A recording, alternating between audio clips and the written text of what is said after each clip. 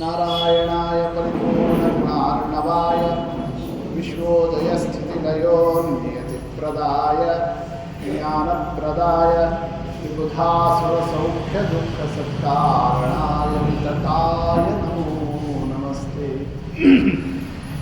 नारायणं सुरगुरुं जगदेकनाथं भक्तप्रियं सकललोकनमस्कृतं च त्रैगुण्यवर्जितमजं विपुमाद्यमीशं वन्दे भवघ्नमरासुरसिद्धवन्द्यं। नारायणं नमस्कृत्य नरं चैव नरोत्तमं देवीं सरस्वतीं व्यासं ततो जयमुदीरये।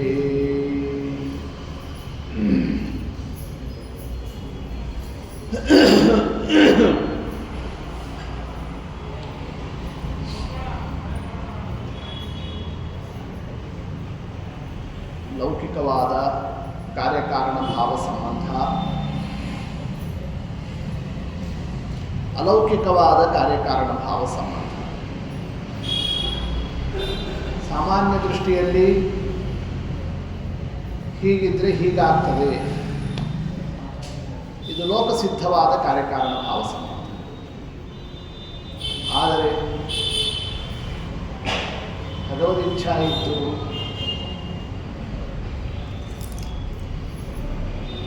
ವಿಶೇಷ ಗುರುದೇವತಾ ಅನುಗ್ರಹಾದಿಗಳ ಪ್ರಾಪ್ತಿಯಾಯಿತು. ಅಲ್ಲಿ ಲೋಕದ ಯಾವ ಕಾರ್ಯಕಾರಣ ಭಾವನೂ ನಿಲ್ಲೋದಿಲ್ಲ, ಎಲ್ಲ ಬಿದ್ದು ಹೋಗ್ತದೆ. ಅದು ದೃಷ್ಟಾಂತ ಗೃಧ್ರ ಚಮ್ಮುಖ ಸಂವಾದದ ಕಥಾ ನಿನ್ನೆ ಹೇಳಿದ್ದು. ಆ ಹದ್ದು ಮತ್ತು ಆ ನರಿ ಏನು ವಾದ ಮಾಡ್ತಾವೆ ಎರಡು, ನಾ ಹೇಳಿದ್ದೇ ಸರಿ, ನಾ ಹೇಳಿದ್ದೇ ಸರಿ ಅಂತ. ಪಾಪ ಸ್ಮಶಾನದಲ್ಲಿ ದುಃಖ ಪಡ್ತಾ ಕೂತಿರೋ ಮಗನನ್ನು ಕಳ್ಕೊಂಡಿರೋ ಆ ಪರಿವಾರದವರು ಯಾರ ಮಾತು ಕೇಳಬೇಕು? ಇವರು ಮಾತಾಡ್ತಾರೆ, ಅವರು ಮಾತಾಡ್ತಾ ಇದ್ದಾರೆ. ಆದರೆ ಯಾಕೆ ಮಾತಾಡ್ತಾ ಇದ್ದಾರೆ? ಹದ್ದು ಮಾತಾಡಿದ್ದಾಗಲಿ, ನರಿ ಮಾತಾಡಿದ್ದಾಗಲಿ ಇವ್ರಿಗೋಸ್ಕರ ಅಲ್ಲ, ತಮಗೋಸ್ಕರ, ತಮ್ಮ ಹೊಟ್ಟೆ ತುಂಬಿಸ್ಕೊಳ್ಳಿಕ್ಕೋಸ್ಕರ. ಹೀಗೆ ಆ ಸನ್ನಿವೇಶದಲ್ಲಿ ಎರಡನ್ನೂ ಮೀರಿ ಆ ಬ್ರಾಹ್ಮಣ ಕುಮಾರ ಪುನಃ ಉಜ್ಜೀವನವನ್ನೇ, ಜನ್ಮವನ್ನೇ, ಮೃತನಾದಂಥವ ಬದುಕಿದ್ನೋ ಇಲ್ಲ.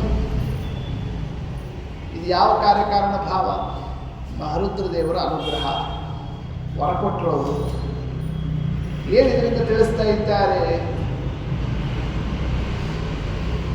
ಲೋಕದಲ್ಲಿ ಏನೊಂದು ವ್ಯವಸ್ಥಾ ನಮಗೆ ಕಂಡಿದೆ ಅದೇ ಸರ್ವಸ್ವ ಅಂತ ವಿಚಾರ ಅಲ್ಲ.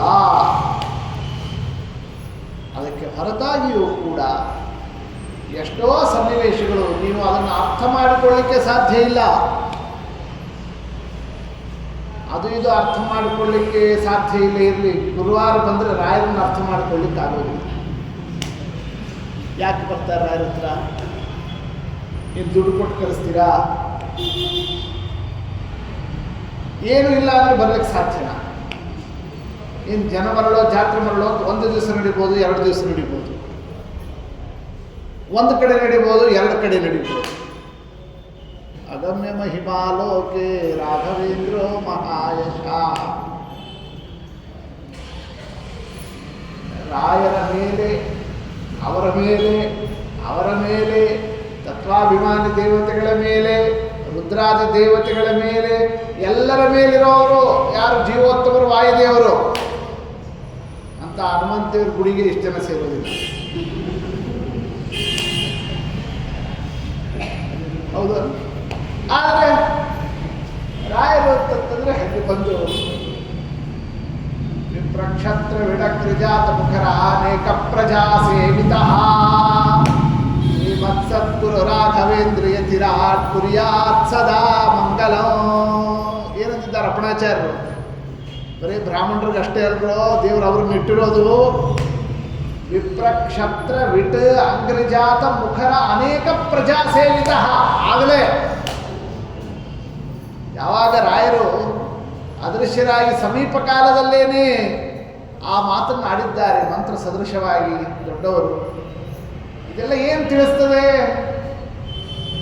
ಲೋಕಸಿದ್ಧ ಕಾರ್ಯಕಾರಣ ಭಾವದಂತೆ ವಿಚಾರ ಮಾಡೋದು ಅಲ್ಲ ಅನ್ನೋದಕ್ಕೆ ಇವೆಲ್ಲ ದೃಷ್ಟಾಂತ. ಅದೇ ಮಹಾಭಾರತದಲ್ಲಿ ಬಂದಿರತಕ್ಕಂತಹ ಕಥಾ ತತ್ವ. ಶ್ರುತ್ವಾ ಮನುಷ್ಯ ಸತತಂ ಇಹ ಮುತ್ರ ಪ್ರಮೋದತೆ.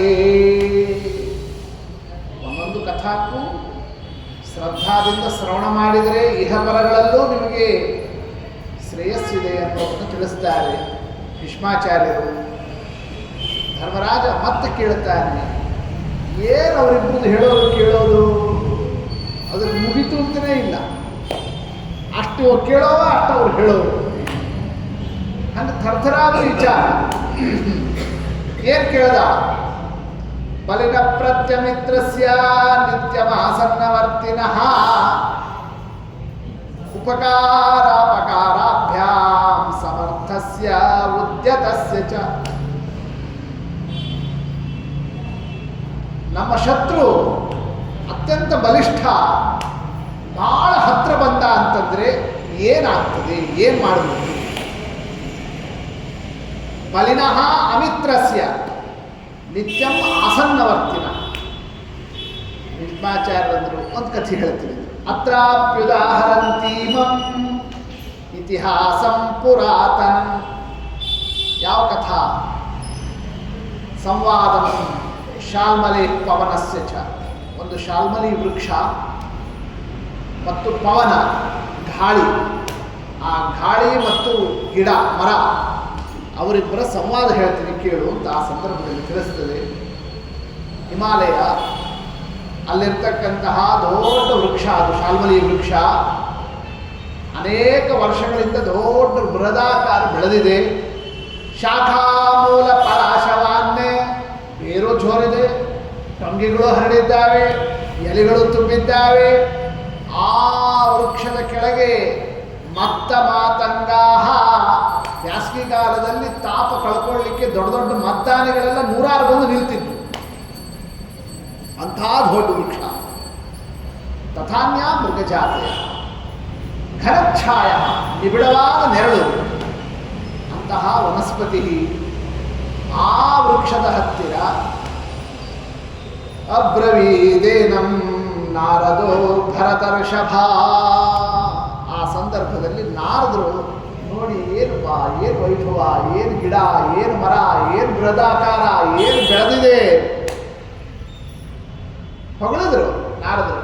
ಅಹೋ ರಮಣೀಯಸ್ತ್ವೋ ಅಹೋ ಚಾಸಿ ಮನೋಹರ. ಏನು ರಮಣೀಯ, ಏನು ಸುಂದರ, ಏ ವೃಕ್ಷ. ಪ್ರಿಯಾಮಹೇ ತ್ವಯಾ ನಿತ್ಯಂ. ನೀನು ನೋಡಿದ್ರೆ ಆನಂದ ಆಗ್ತದಪ್ಪ ಅಂತ ಯಾರು? ನಾರದರು. ಸದೈವ ಶಕುನಾಥ. ಎಲ್ಲ ಪಕ್ಷಿಗಳು, ಮೃಗಗಳು, ಆನೆಗಳು ನಿನ್ನೊಳಗೇನೆ ಎಲ್ಲ ಆಶ್ರಯ ಪಡಿತಾ ಇದ್ದಾವೆ. ಖಿನ್ನತೆ ಪವನಸ್ತಾತ ಪ್ರೀತಿಮಾನ್ ಅಥವಾ ಸುರತೆ. ನಿನ್ನ ಮೇಲೆ ಪವನ, ಆ ಗಾಳಿ ಎಷ್ಟು ಪ್ರೀತಿ ಇಟ್ಟಿರಬೇಕು ನೋಡು, ಎಷ್ಟು ನಿನ್ನ ಮೇಲೆ ಆ ಒಂದು ಸ್ನೇಹ ಇರಬೇಕು, ನಿನಗೂ ಆ ಗಾಳಿಗೂ ಇರಬೇಕು ಅಂತ ಕಾಣಿಸ್ತದೆ. ಅದಕ್ಕೆ ಎಷ್ಟು ಚಂದ ನಿನ್ನ ರಕ್ಷಣೆ ಮಾಡ್ತಾ ಇದ್ದಾನೆ ಗಾಳಿ. ಯಾರಂತಾರೆ? ನಾರದರು. ಯಾಕೆ? ಎಂತೆಂಥ ಮರಗಳನ್ನು ಹಾರಿಸಿಬಿಡುತ್ತಾನೆ ಗಾಳಿ. ಪವನಃ ವೃಕ್ಷಾನ್ ಉಚ್ಚಾವಚಾನ್ ಅಪಿ. ಉಚ್ಚ ಅವಚ, ದೊಡ್ಡ ದೊಡ್ಡ ಮರಗಳು ಕೂಡ ಬಿದ್ದು ಹೋಗ್ತವೆ ಗಾಳಿಗೆ. ಅಂಥದ್ದು ನಿನ್ನ ಜೊತೆಗೆ ಆ ಗಾಳಿಗೆ ಏನು ಫ್ರೆಂಡ್ಶಿಪ್ ಇರಬೇಕಪ್ಪ. ನೋಡಿ ಯಾರ ಮಾತು ನಾರದ್ರು ಹಿಂಗೆ ಕೇಳಿದೆ. ಪರ್ವತಾಂತ ಶಿಖರಾಣಿ, ಬರೇ ಗಾಳಿಗೆ ಗಿಡಗಷ್ಟೇ ಇಲ್ಲ, ಪರ್ವತಗಳು ಶಿಖರಗಳೆಲ್ಲ ಉಂಡೋಗ್ತಾರೆ. ಅಂಥ ವೇಗ ಇದೆ ಗಾಳಿಗೆ. ಅಂಥ ಗಾಳಿ ನಿನಗೇನೂ ಮಾಡ್ತಿಲ್ಲ ಅಂತಂದರೆ ಈಗ ಆ ಸಂದರ್ಭದಲ್ಲಿ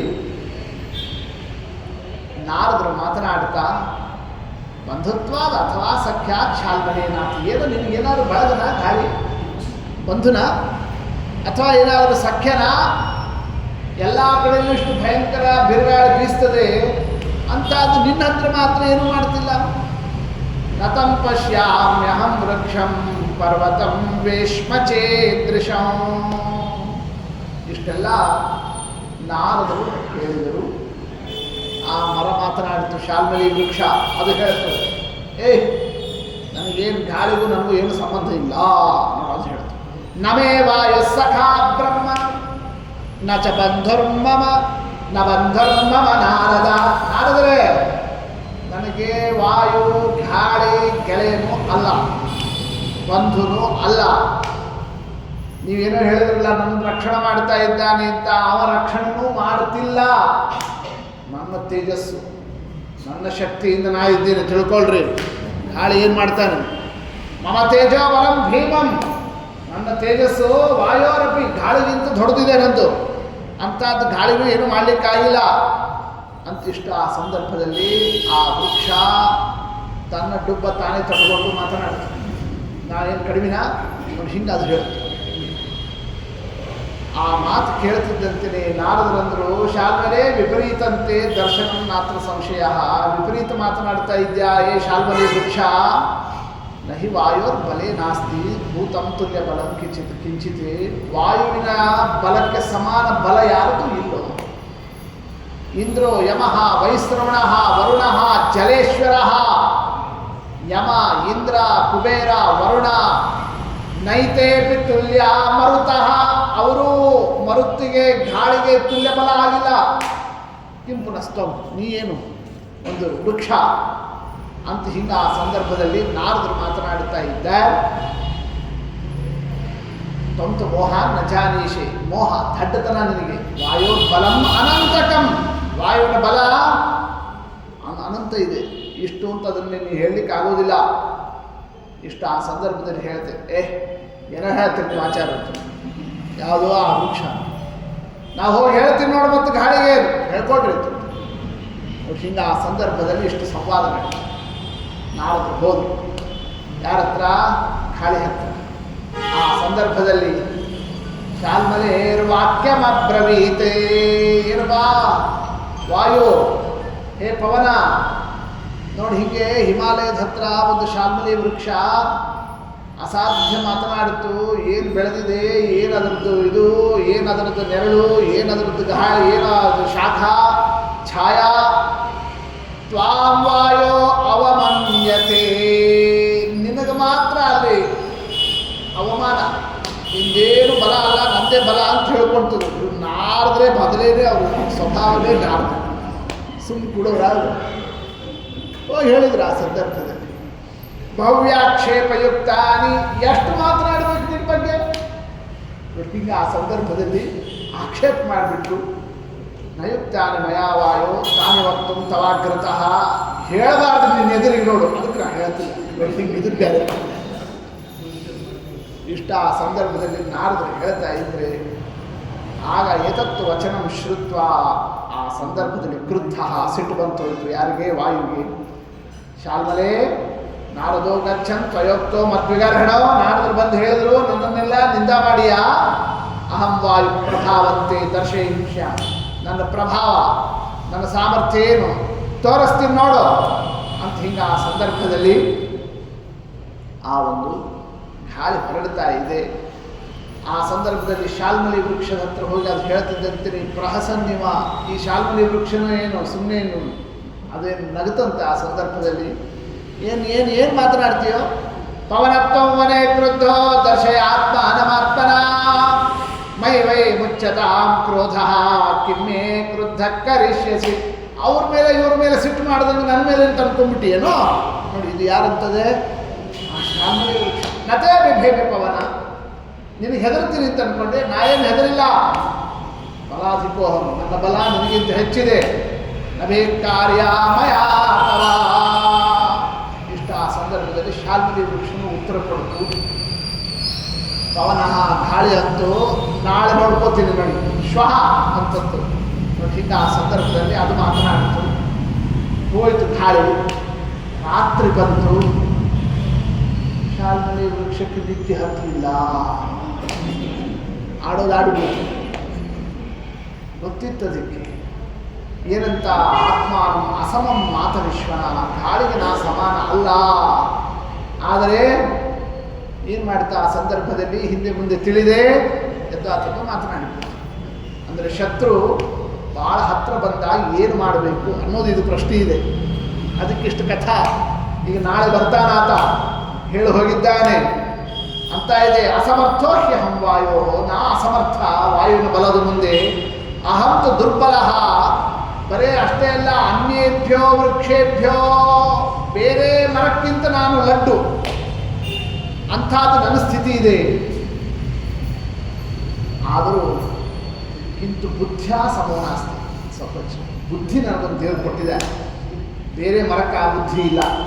ಮಮ ಕಶ್ಚಿತ್ ವನಸ್ಪತಿ, ಆ ಬುದ್ಧಿಯಿಂದ ಈಗ ವಿಚಾರವನ್ನು ಈ ಭಯ ಪರಿಹಾರಕ್ಕೆ ಅಂತ ಪ್ರಯತ್ನ ಮಾಡ್ತೀನಿ ಅಂತ ಇಷ್ಟು ವಿಚಾರವನ್ನು ಹೇಳ್ತಾ, ತಥೋ ನಿಶ್ಚಿತ್ಯ ಮನಸ, ವಿಚಾರ ಮಾಡ್ತಾ ವೃಕ್ಷ ನಾಳೆ ದಿವಸ ಗಾಳಿ ಎಲ್ಲ ಮರಗಳನ್ನೇ ಬುಡ ಸಮೇತ ಕಿತ್ತುವಂತೆ ನನ್ನನ್ನು ಕಿತ್ತುತ್ತೀನಿ ಅಂತ ಬರ್ತಾನಲ್ಲ ಅಂತ ಅದಕ್ಕೆ ಅವಕಾಶ ಹೆಂಗಾಗ್ತದೆ ನೋಡಿ ನನ್ನ ಜಾಣತನ ಅಂತ.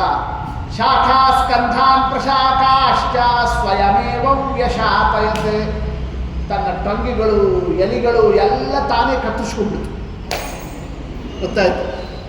ಅವೆಲ್ಲ ಇದ್ರಷ್ಟು ಗಾಳಿ ಫೋರ್ಸ್ಗೆ ನನ್ನನ್ನು ಕಿತ್ತು ಹಾಕ್ತದೆ ನೋಡಿ. ಒಬ್ಬನೇ ನಿಂತು ಬಿಡ್ತೀನಿ, ಒಂದೇ ಒಂದು ಗೂಟ, ಈ ಗಾಳಿ ಏನು ಮಾಡ್ತದೆ ನೋಡಿ. ಹೀಗೆ ಆ ಸಂದರ್ಭದಲ್ಲಿ ಸ್ವಯಮೇವ ಸಪರಿತ್ಯಜ್ಯ ಶಾಖಾಶ್ಚ, ಟಂಗಿ ಇಲ್ಲ, ಪತ್ರಾಣಿ ಕುಸುಮಾನಿ ಚ, ಯಾವುದು ಕಾಣಿಸ್ತಿಲ್ಲ. ಬೆಳಗಿನ ಜಾವ ಗಾಳಿ ಬರೋ ಟೈಮ್ನಲ್ಲಿ ನೋಡಿ ಹಿಂಗೆ ನಿಂತು ಬಿಟ್ಟಿತ್ತದು. ಯಾವುದು ಶಾಲ್ಮಲಿ ವೃಕ್ಷ. ಪ್ರಭಾತೆ ವಾಯುವಾಯ ಅಂತ ಗಾಳಿ ಬರೋದನ್ನೇ ಪ್ರೇಕ್ಷತೆ ಸ್ಮ, ಏನು ಮಾಡ್ತಾನೆ ಈಗ ಅಂತ ನೋಡ್ತಾ ಇದೆ. ಗಾಳಿನೂ ಕ್ರುದ್ಧವಾಗಿ ಆ ಸಂದರ್ಭದಲ್ಲಿ ಬಿರುಗಾಳಿ ಬೀಸ್ತಾ ಬಂದಿರೋಣ. ನೂರಾರು ಮರಗಳೆಲ್ಲ ಹೊರಡುತ್ತಾ ಇದ್ದಾವೆ. ಅದೇ ಪ್ರದೇಶಕ್ಕೆ ತಾನು ಧಾವಿಸ್ತಾ ಬಂತು. ಅಲ್ಲಿ ಬಂದು ನೋಡ್ತಾ ಇದೆ ಈ ಶಾಲ್ಮಲಿ ವೃಕ್ಷವನ್ನೇ. ಗಂಭೀರ ಪರ್ಣೋ ಪತಿತಾಗ್ರ ಶಾಖೋ ನಿಷೇಧ ಪುಷ್ಪಂ ಪ್ರಸವೇಕ್ಷ್ಯ ವಾಯೋ. ಗಂಭೀರ ಪರ್ಣೋ ಪತಿತಾಗ್ರ ಶಾಖೋ, ಎಲೆ ಇಲ್ಲ, ಟಂಗಿ ಇಲ್ಲ, ತುದಿ ಭಾಗದ ಶಾಖಾಗಳಿಲ್ಲ. ವಾಚವಾಕ್ಯೋ, ಅದನ್ನು ನೋಡಿ ಇದೇನು ಅನ್ಕೊಳ್ತು, ಈಗ ನನ್ನನ್ನೇನು ಮಾಡ್ತಾನವ ಅಂತ ಯಾರು ಅನ್ಕೊಳ್ತಿತ್ತು? ಶಾಲ್ಮಲಿ ವೃಕ್ಷ. ವಾಚವಾಕ್ಯೋ ಸ್ಮಯಮಾನ ಏವೋ ಮುದಾಯುತಃ ಶಾಲ್ಮಲ್ಯೋ ರುಗ್ನ ಶಾಖೋ. ಆಗ ಗಾಳಿ ಬಂದು ನಗ್ತಂತೆ ಆ ಸಂದರ್ಭದಲ್ಲಿ. ಇದು ನಗ್ತಿತ್ತು. ಏನು ನಾನು ನೋಡಿ ಏನು ಮಾಡ್ಲಿಕ್ಕೆ ಆಗ್ತದೆ, ಎಲ್ಲ ಮರಗಳು ಬಿದ್ದೋಯ್ತು, ನನ್ನನ್ನು ಬೆಳೆಸ್ಲಿಕ್ಕೆ ಆಗೋದಿಲ್ಲ ಅಂತ. ವಾಯುರ್ವಾಚ, ಗಾಳಿ ಏನು ಹೇಳ್ತು? ಅಹಮಪ್ಯೇವಮೇವತ್ವ ವೈ ಶಾಲ್ಮಲಿ ಋಷ. ನೋಡೋ ಏ ಶಾಲ್ಮಲಿ, ನಾನು ವೇಗದಿಂದ ಬಂದು ಮಾಡೋ ಕೆಲಸನೂ ಇದೇ ಇತ್ತು. ಈಗೇನು ನೀ ಕಳ್ಕೊಂಡಿಲ್ಲ, ಅದೇ ಕೆಲಸವೇ ನಾ ಮಾಡ್ತಿದ್ದೆ. ಆತ್ಮನ ಯತ್ಕೃತಂ ಕೃಚ್ಛ್ನ, ಅದು ನೀನೇ ಮಾಡ್ಕೊಂಡಿದ್ದೆ, ಹೌದಲ್ಲ? ಅಂದಮೇಲೆ ಮದ್ವೀರ್ಯ ವಶಗಕೃತ. ನೋಡು, ನಾ ಬಂದು ಮಾಡೋದಕ್ಕಿಂತ ಮೊದಲೇನೇನೆ ನನ್ನ ಹತ್ರ ಬರ್ತೀನಿ ಅಂದಾಗ ನೀ ಏನಾಗ್ಬಿಟ್ಟು ನನ್ನ ವಶ ಆಗಿಯ. ನೋಡಿ, ಇಷ್ಟಿದೆ ನನ್ನ ಸ್ಥಿತಿ, ನನ್ನ ಮಹಿಮಾ. ನೋಡಿ ಇಲ್ಲಿ ಯಾವ್ದು ಹೇಳ್ತೋ ಆ ಸಂದರ್ಭದಲ್ಲಿ ಏತಚ್ಛೃತ್ವ ವಚೋ ವಾಯೋ, ಆ ಮಾತು ಕೇಳಿ ಶಾಲ್ಮಲಿ ವಿರೀಡಿತ, ನಾಚಿಕೆ ಬಂತು ಆ ಶಾಲ್ಮಲಿ ವೃಕ್ಷಕ್ಕೆ. ಏವಂ ಹಿ ರಾಜಶಾರ್ದೂಲ. ನೋಡಿ ಇಷ್ಟು ಕಥೆ. ಧರ್ಮರಾಜ ಬಲಿಷ್ಠ ಶತ್ರು ನಮ್ಮ ಹತ್ರ ಬರ್ತಾನೆ ಅಂತಂದರೆ ಏನು ಆಗೇನಾಗ್ತದೆ ನೋಡಿ. ಶಾಲ್ಮಲಿ ವೃಕ್ಷದ ಕಥೆ. ದುರ್ಬಲ ಬಲೀಯಸ, ದುರ್ಬಲನಾದವ, ಭಾಳ ಸಮೀಪದಲ್ಲಿರೋ ವ್ಯಕ್ತಿಯ ಜೊತೆಗೆ, ಪ್ರಬಲನಾಗಿರೋ ಜೊತೆಗೆ ಶತ್ರುತ್ವವನ್ನು ಎಂದೂ ಕೂಡ ಮಾಡ್ಕೋಬಾರ್ದು. ಮಾಡಿಕೊಂಡ್ರೆ ಅವ ಬಂದು ಹೊಡಿಬೇಕಾಗಿಲ್ಲ, ಅವ ಬರ್ತಾನೆ ಅನ್ನೋದಕ್ಕೆ ನಾವೇನೇ ಹಾಗೆ ಆಗಿಬಿಡ್ತೀವಿ. ನೋಡಿ, ಇಷ್ಟಿದೆ ಪರಿಸ್ಥಿತಿ. ಗೊತ್ತಾಯ್ತು ಅನ್ನೋದನ್ನ ಆ ಸಂದರ್ಭದಲ್ಲಿ ತಸ್ಮಾತ್ ವೈರಂಗ ಕುರ್ವೀತ ದುರ್ಬಲೋ ಬಲವತ್ತರೈಹಿ. ಆದ್ದರಿಂದ ದುರ್ಬಲನಾದಂಥವ ಬಲಿಷ್ಠರ ಜೊತೆಗೆ ಎಂದೂ ಶತ್ರುತ್ವವನ್ನು ಕಟ್ಟಿಕೊಳ್ಳಬಾರದು. ಇಷ್ಟು ನೀತಿ. ಇದಿಷ್ಟನ್ನು ಕೂಡ ಆ ಕಥಾ ನಿರೂಪಣದೊಂದಿಗೆ ಭೀಷ್ಮಾಚಾರ್ಯ ತಿಳಿಸಿಕೊಡ್ತಾರೆ. ಬಲೆ ನನ್ನ ಸಮಾರಾಜನ್ ನಿಹತಾಶ್ಚೈವ ಭಗ್ನಾಶ್ಚ ಪಾಂಡವೇನ ಯಶಸ್ವಿನ ವಿಸ್ತರೇಣ ಮಹಾರಾಜ ಕಿಂಭೂಯ ಪ್ರಬ್ರವೀಮಿತೆ. ಇನ್ನೇನು ಹೇಳಿ ನಿನಗೆ ಧರ್ಮರಾಜ ಅಂತ ಹಿಂಗೆ ಆ ಸಂದರ್ಭದಲ್ಲಿ ಭೀಷ್ಮಾಚಾರ್ಯ ಕೇಳ್ತಾರೆ. ಧರ್ಮರಾಜ ಮತ್ತೆ ಕೇಳುತ್ತಾರೆ, ಪಾಪಸ್ಯ ಯದಧಿಷ್ಠಾನಂ ಯತ ಪಾಪಂ ಪ್ರವರ್ತತೆ ಏತದಿಚ್ಛಾಮ್ಯಹಂ ಶ್ರೋತೋ. ಭೀಷ್ಮಾಚಾರ್ಯ, ಎಲ್ಲ ಪಾಪ ನಿಂತಿರೋದು ಎಲ್ಲಿ? ಇದನ್ನು ಹೇಳಿ. ಪಾಪಸ್ಯ ಚ ಯದಧಿಷ್ಠಾನ, ಯಾವುದರ ಮೇಲೆ ಎಲ್ಲ ಪಾಪ ನಿಂತಿದೆ, ಯಾವುದರಿಂದ ಪಾಪಗಳೆಲ್ಲ ನಡೀತಾವೆ ಅಂದರೆ ನಾವು ಮಾಡೋ ಎಲ್ಲ ಪಾಪ ನಿಂತಿರೋದು ಯಾವ ಪಾಯಿಂಟ್ನಲ್ಲಿ? ನೋಡಿ, ಇದು ಪ್ರಶ್ನೆ. ಯಾರ್ದು? ಧರ್ಮರಾಜ. ಎಷ್ಟೋ ಪಾಪಗಳು ಮಾಡ್ತೀವಿ, ಹೌದಲ್ಲ? ಆದರೆ ಪ್ರತಿಯೊಂದು ಪಾಪಕ್ಕೂ ಯಾವುದೋ ಒಂದು ಪಾಯಿಂಟ್ ಇರಬೇಕಲ್ಲ, ಸ್ಟಾರ್ಟಿಂಗ್ ಪಾಯಿಂಟ್. ಅದು ಯಾವುದು? ನೋಡಿ, ಇದನ್ನು ಧರ್ಮರಾಜ ಕೇಳಿದ. ಶೃಣುಷ್ವ, ಕೇಳುತ್ತದೆ ಭೀಷ್ಮಾಚಾರ್ಯರು. ಪಾಪಸ್ಯ ಚ ಯದಧಿಷ್ಠಾನೋ, ಎಲ್ಲ ಪಾಪಗಳಿಗೆ ಅಧಿಷ್ಠಾನ ಅಂದರೆ ನೆಲೆ ಎಲ್ಲಿಂದ ಆರಂಭ ಆಗ್ತಿದೆ ಗೊತ್ತೇನೋ? ಏಕೋ ಲೋಭೋ ಮಹಾಗ್ರಾಹ ಲೋಭಾತ್ ಪಾಪಂ ಪ್ರವರ್ತತೆ. ಎಲ್ಲ ಪಾಪದ ಮೂಲ ಯಾವುದು? ಲೋಭ. ನೋಡು, ಆ ಲೋಭ ಅಂತ ಇರ್ತಿದೆಯಲ್ಲ, ಏಕೋ ಲೋಭ. ಆ ಲೋಭ ಅಂತ ಒಂದಿತ್ತು ಅಂತಾದರೆ ಅದರಿಂದ ಎಲ್ಲ ಪಾಪಗಳ ಪ್ರವೃತ್ತಿ ಆಗ್ತದೆ. ಆ ಲೋಭದಿಂದ ಪಾಪ, ಅಧರ್ಮ, ಅದರಿಂದ ದುಃಖ, ಇದರಿಂದ ಏನು ಪಾಪಕೃತೋ ಜನಾಹ ಹೆಂಗಾಗ್ತದೆ?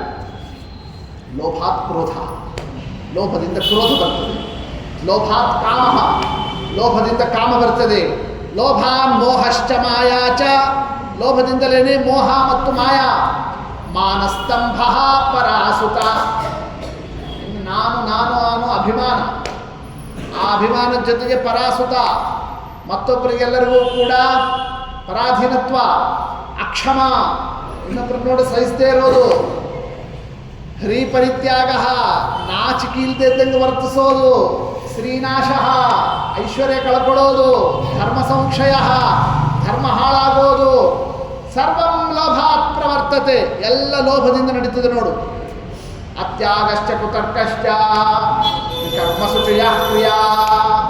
ತಪ್ಪು ಮಾಡಿದ್ರೂ ಕೂಡ ನಾ ಮಾಡಿದ್ದು ಸರಿ ಇದೆ ಅಂತ ಅದು ಲೋಭದಿಂದ ಆಗ್ತದೆ. ಕುಲವಿದ್ಯಾಮದಶ್ಚೈವ, ನಾವು ಅಂದ್ರೆ ಏನ್ರಿ? ನಮ್ಮ ವಂಶ ಅಂದ್ರೆ ಏನು? ನಮ್ಮ ಕುಲ ಅಂದ್ರೆ ಏನು? ನನ್ನ ಪಾಂಡಿತ್ಯ ಏನು? ಈ ಮದ, ಅದಕ್ಕೂ ಲೋಭನೇ ಕಾರಣ. ರೂಪ ಐಶ್ವರ್ಯ ಮದಸ್ತಥ, ರೂಪ ಮದ, ಐಶ್ವರ್ಯ ಮದ, ಸರ್ವಭೂತೇಶ್ವ ವಿದ್ರೋಹ. ಇನ್ನು ಅದರಂತೆಯೇ ಎಲ್ಲ ಪ್ರಾಣಿಗಳಿಗೆ, ಎಲ್ಲ ಜೀವರಾಶಿಗಳ ಮೇಲೆ ದ್ರೋಹ ಮಾಡತಕ್ಕಂತಹ ಪ್ರವೃತ್ತಿ. ಹರಣಂ ಪರವಿತ್ತಾನ, ಲಪಟಾಯಿಸೋದು, ಮತ್ತೊಬ್ಬರದ್ದು ದುಡ್ಡು ಗಿಡ್ಡು ಇತ್ಯಾದಿಗಳು. ಹೀಗೆ ಲೋಭದಿಂದ ಇಂಥದ್ದು ನಡೆಯೋದಿಲ್ಲ ಅಂತೇಳಿ ತಿಳ್ಕೊಂಬಿಡ. ಆ ಲೋಭ ಒಂದು ಜೀವಕ್ಕೆ ಹತ್ಕೊಂತು ಅಂತಂತಂದರೆ ನಾನಾ ರೀತಿಯಿಂದ ಆತ ಪಾಪ ಮಾಡ್ತಾ ಹೋಗ್ತಾನೆ. ವಾಗ್ವೇಗ, ಮಾತು ಬಿರುಸಾಗ್ತದೆ. ಮನಸ್ಸೋ ವೇಗ, ಮನಸ್ಸು ಯದ್ವಾತದ್ದ ಓಡಾಡ್ತದೆ. ನಿಂದಾವೇಗ, ಬೈಯೋದ್ರಲ್ಲೂ ಕೂಡ ಇತಿಮಿತಿ ಇರೋದಿಲ್ಲ, ಹಾಗೆ ಯದ್ವಾತದ್ದ ಬೈಲಿಕ್ಕೆ ಶುರು ಮಾಡಿಬಿಡ್ತಾನೆ. ಇನ್ನೇ ಈರ್ಷ್ಯಾ ವೇಗಶ್ಚ ಬಲವಾನ್ನೇ, ಒಬ್ಬರು ನೋಡಿದರೆ ಈರ್ಷ್ಯಾ, ಸಂಕಟ ಪಡೋದು.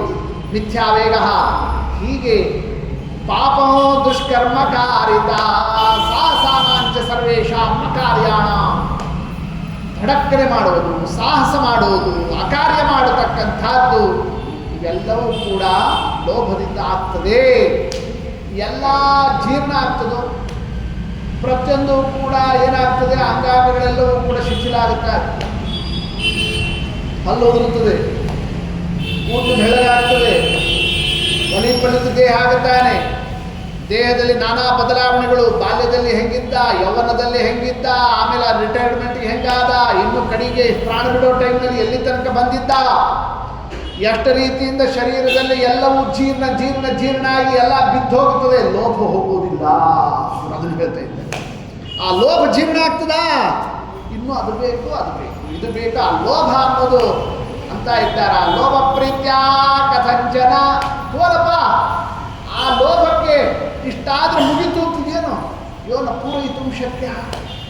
ಅದನ್ನು ಏನು ಮಾಡಿದ್ರು ಫಿಲಪ್ ಮಾಡ್ಲಿಕ್ಕೆ ಆಗೋದಿಲ್ಲ, ಅದನ್ನು ಪೂರ್ಣ ಮಾಡ್ಲಿಕ್ಕೆ ಆಗೋದಿಲ್ಲ. ಹೆಂಗೆ ಅಪಗಾಭಿರಿವಾಂಬುದಿ ಅಂತಂತಂದು, ಎಷ್ಟೇ ಸಮುದ್ರಕ್ಕೆ ನದಿಗಳು ನೀರು ತುಂಬಿದ್ರು ಅದು ತುಂಬಿಲ್ಲೇ ಇಲ್ಲ, ಹೌದಲ್ಲ? ನದಿಗಳು ಎಷ್ಟು ನೀರು ತಂದ್ರೂ ಕೂಡ ಅದು ಹಾಗೆ ಇರ್ತದಲ್ಲ, ಈ ಲೋಭನೂ ಹಾಗೆ ಇರ್ತದೆ. ನೀವು ಎಷ್ಟು ಏನು ಮಾಡಿದ್ರೂ ಕೂಡ ಆ ಲೋಭ ಹೋಗೋದಿಲ್ಲ. ಸಲೋಭ ಸಹ ಮೋಹೇನ ವಿಜೇತವ್ಯೋಜಿತಾತ್ಮನ. ಆದ್ದರಿಂದ ಲೋಭವನ್ನು ಗೆಲ್ಲಬೇಕು, ಅಂದರೆ ಮಾತ್ರ ಎಲ್ಲವನ್ನು ಗೆಲ್ಲಲಿಕ್ಕೆ ಸಾಧ್ಯ. ಜಿತಾತ್ಮನ ಅನ್ನೋದನ್ನು ತಿಳಿಸ್ತಾ ಇದ್ದಾರೆ. ಹೆಂಗೆ ಗೆಲ್ಲಬೇಕು? ಲೋಭ ಗೆಲ್ಲಬೇಕು ಅಂತಂದರೆ ಹಾಗಾಗ್ತದಾ? ಅದು 1-2 ದಿವಸದ ಟ್ರೈನಿಂಗ್. ಅದು ಲೋಭ ಎಷ್ಟು ಸಾವಿರಾರು ಜನ್ಮಗಳಿಂದ ಪ್ರತಿ ಜನ್ಮದಲ್ಲೂ ಕೂಡ ಲೋಭ ಮಾಡಿಕೊಂಡು ನಾನಾ ರೀತಿಯಿಂದ ಇದು ನನಗೆ ಇದು ಬೇಕು ಇದು ಬಿಡ್ಲಾರೆ ಹೀಗೆ ಈ ಜನ್ಮದ್ದು ಅಷ್ಟೇ ಅಲ್ಲ, ಇದು ಎಷ್ಟು ಜನ್ಮದ್ದಿರ್ತದೆ, ಸಾವಿರಾರು ಲಕ್ಷ ಹಿಂದಿನ ಹುಟ್ಟಿರ್ತಕ್ಕಂಥದ್ರಲ್ಲಿ ಹಿಂಗೆ ಬಾಳೆ ಅದು ಈ ಜನ್ಮದಲ್ಲೂ ಹಾಗೆ ನಡೀತಿದ್ದಾಗ ಪುರಾಣ ಒಂದು ದಿವಸ ಕೇಳಿದ ಕೂಡಲೇ ಬಿಡ್ಲಿಕ್ಕೆ ಆಗ್ತದೆ, ಹಂಗೆ ಹೋಗಿಬಿಡ್ತದೆ. ಅವೆಲ್ಲ ಕಾಮ ಕ್ರೋಧ ಲೋಭ ಮೋಹ ಎಂದೂ ಹಂಗೆ ಹೋಗೋದಿಲ್ಲ. ಮತ್ತು ಹೋಗೋದು ಹೆಂಗೆ? ಅದಕ್ಕಂದ್ರು ಕೇತಾನ್ ಅರಿಷ್ಟಾನ್ ಬುದ್ಧಸ್ವ ಶಿಷ್ಟಾಚಾರ ಪ್ರಿಯೋ ಯೇಷೋತ್ತಮೋ ಯೇಷು ಪ್ರತಿಷ್ಠಿತಃ. ಸಜ್ಜನರ ಸಹವಾಸದಿಂದ ಮಾತ್ರ ಈ ದೋಷಗಳು ಪರಿಹಾರ. ಆ ಸಂದರ್ಭದಲ್ಲಿ ಲೋಭ ಕ್ರೋಧ ಕಾಮ ನಾನಾ ಮನೋದೋಷಗಳು ಅವು ಹಾಗೆ ಹೋಗೋದಿಲ್ಲ. ಯಾರು ಶಿಷ್ಟರಾಗಿರುತ್ತಾರೋ, ಇಂತಹ ದೋಷಗಳಿಂದ ವರ್ಜಿತರಾಗಿ ಬಾಳತಕ್ಕಂತಹ ಸಜ್ಜನರಿದ್ದಾರೆ, ಅವರಿಗೆ ಸುಖ ದುಃಖ ಎರಡೂ ಸಮಾನ ಅಂತಿರ್ತದೆ. ಅವರು ಕೊಡೋರು ಅಷ್ಟೇ ತಗೊಳ್ಳೋರು ಅಷ್ಟೇ, ಇಬ್ಬರಲ್ಲೂ ಕೂಡ ಒಂದೇ ರೀತಿ ನೋಡ್ತಾ ಇರ್ತಾರೆ. ಪಿತೃಸೇವಾ ದೇವತಾ ಸೇವಾ ಅತಿಥಿ ಸೇವಾದಲ್ಲಿ ನಿತ್ಯದಲ್ಲಿಯೂ ಕೂಡ ಯುಕ್ತರಾಗಿರ್ತಾರೆ, ಸರ್ವೋಪಕಾರಿಗಳಾಗಿರ್ತಾರೆ, ಸರ್ವಧರ್ಮ ಅನುಪಾಲಕರಾಗಿರ್ತಾರೆ, ಸರ್ವಧರ್ಮ ಸರ್ವಭೂತಗಳಲ್ಲಿ ಹಿತವನ್ನು ನೋಡ್ತಾ ಇರ್ತಾರೆ, ಸರ್ವದೇಯರಾಗಿರ್ತಾರೆ. ನತೇ ಚಾಲಯಿತು ಶಕ್ಯಾಃ ಧರ್ಮಂ ವ್ಯಾಹಾರಕಾರಿಣಃ ಯತ್ಪುರಾ ಸಾಧು ವಿಕೃತಂ. ಅಂತಹ ಸಜ್ಜನರ ಸಹವಾಸದಿಂದ ಮಾತ್ರ ಇದು ಪರಿಹಾರ ಆಗ್ತದಪ್ಪ. ಲಾಭಾಲಾಭೋ ಸುಖ ದುಃಖೇ ಚತಾತ ಪ್ರಿಯೇ ಮರಣಂ ಜೀವಿತಂಚ ಸಮಾನೇಶಾಂ ಸ್ಥಿರ ವಿಕ್ರಮಾಣಾಂ ವತ್ಸತಾಂ ಸತ್ಯಪಥೇ ಸ್ಥಿತಾನಾಂ. ಹೆಂಗಿರ್ತಾರೆ ಸಜ್ಜನರು? ಲಾಭ ಅಲಾಭ, ಸುಖ ದುಃಖ, ಪ್ರಿಯ ಅಪ್ರಿಯ, ಮರಣಂ ಜೀವಿತಂಚ, ಮರಣ ಆಗಲಿ ಜೀವಿತ ಆಗಲಿ, ಸಮಾನೇಶ, ಎಲ್ಲವನ್ನೂ ಸಮವಾಗಿ ಯಾರು ಧಾರಣವನ್ನು ಮಾಡಿರ್ತಾರಲ್ಲ ಅಂತಹ ಗುಣವಂತರು, ಅವರ ಸಂಪರ್ಕ, ಅದರಿಂದ ಮಾತ್ರ ದೋಷಗಳ ಪರಿಹಾರ ಆಗಲಿಕ್ಕೆ ಸಾಧ್ಯ. ನಾವೇ ಕಳ್ಕೊಳ್ತೀವಿ, ಓದ್ಬಿಡ್ತೀವಿ, ಪಾಠ ಹೇಳಿಬಿಡ್ತೀವಿ, ಪಂಡಿತರಾಗಿ ಬಿಡ್ತೀವಿ, ಅದು ಇದು 108 ಗಂಗಾದಲ್ಲಿ ಅಲ್ಲಿ ಇಲ್ಲಿ ಮುಳ ಹಾಕಿಬಿಡ್ತೀವಿ, ಕಾಮ ಕ್ರೋಧ ಲೋಭ ಹೋಗಿಬಿಡ್ತದೆ ಅಂತ ತಿಳ್ಕೊಂಡಿದ್ರೆ ಹಂಗೆಂದೂ ಹೋಗೋದಿಲ್ಲರು. ಇನ್ನೂ ಕೂಡ ಅಲ್ಲೂ ಒಂದೇನು ಬಂದು ಹೋಗ್ತದೆ ನೋಡ್ರಿ. ಅವ್ರು ಬರೀ 4 ಸಲ ಹೋಗಿದ್ರು, ನಾನು 8 ಸಲ ಬದ್ರಿಗೆ ಹೋಗಿ ಬಂದೀನಿ.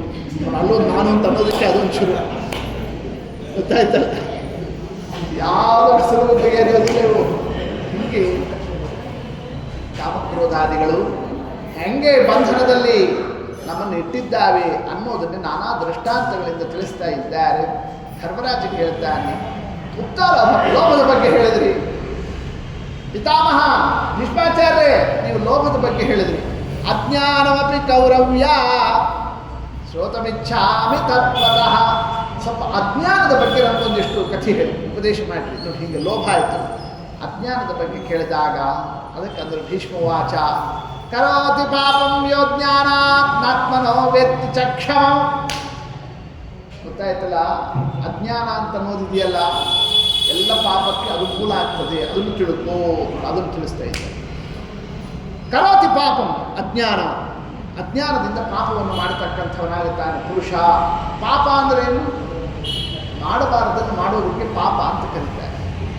ನಾವೇನು ಮಾಡಬಾರ್ದು ಅಂಥದ್ದನ್ನು ಮಾಡೋದೇ ಅಂದರೆ ನಿಯಮಗಳನ್ನೇ, ಕಾನೂನುಗಳನ್ನೇ, ಧರ್ಮವನ್ನೇ ಅದನ್ನು ಮುರಿದು ನಾವು ನಡೆಯುವಂಥದ್ದಕ್ಕೆಲ್ಲ ಯಾವುದು ಕಾರಣ ಆಗ್ತದೆ? ಅಜ್ಞಾನನೇ ಕಾರಣ ಆಗ್ತದೆ. ಗೊತ್ತಿಲ್ಲ ಆತ ಏನಂತ ಡ್ರೈವ್ ಮಾಡ್ಕೊಂಡು ಬಂದುಬಿಟ್ಟ, ಪೊಲೀಸರು ಹೇಳಿದ್ರು ಯಾಕೆ ಬಂದ್ರೆ ಇಲ್ಲಿ? ಯಾಕೆ ಏನಾಯ್ತು? ಇದು ಒನ್ ವೇ, ನಾನು ಗೊತ್ತಿಲ್ಲ. ಗೊತ್ತಿಲ್ಲ ಅಂದ್ರೆ ಬಿಡ್ತಾನೆ, ಹಾಕೇ ಹಾಕ್ತಾನೆ, ಫೈನ್ ಹಾಕೇ ಹಾಕ್ತಾನೆ. ನಮ್ಗೆ ಗೊತ್ತಿಲ್ಲ ಅಂತ. ಅಜ್ಞಾನ ಪಾಪ ಮಾಡಿಸ್ತದರು, ಅಜ್ಞಾನ ತಪ್ಪು ಮಾಡಿಸ್ತದೆ, ಅಜ್ಞಾನದಿಂದ ನಾವು ಎಡುತ್ತೀವಿ. ಆದ್ದರಿಂದ ಅಜ್ಞಾನ ಅಂಬತಕ್ಕಂಥದ್ದು ಅಜ್ಞಾನಾನ್ ನಿರಯಂ ವ್ಯಾತಿ ತಥಾ ಅಜ್ಞಾನೇನ ದುರ್ಗತ್ಯೋ.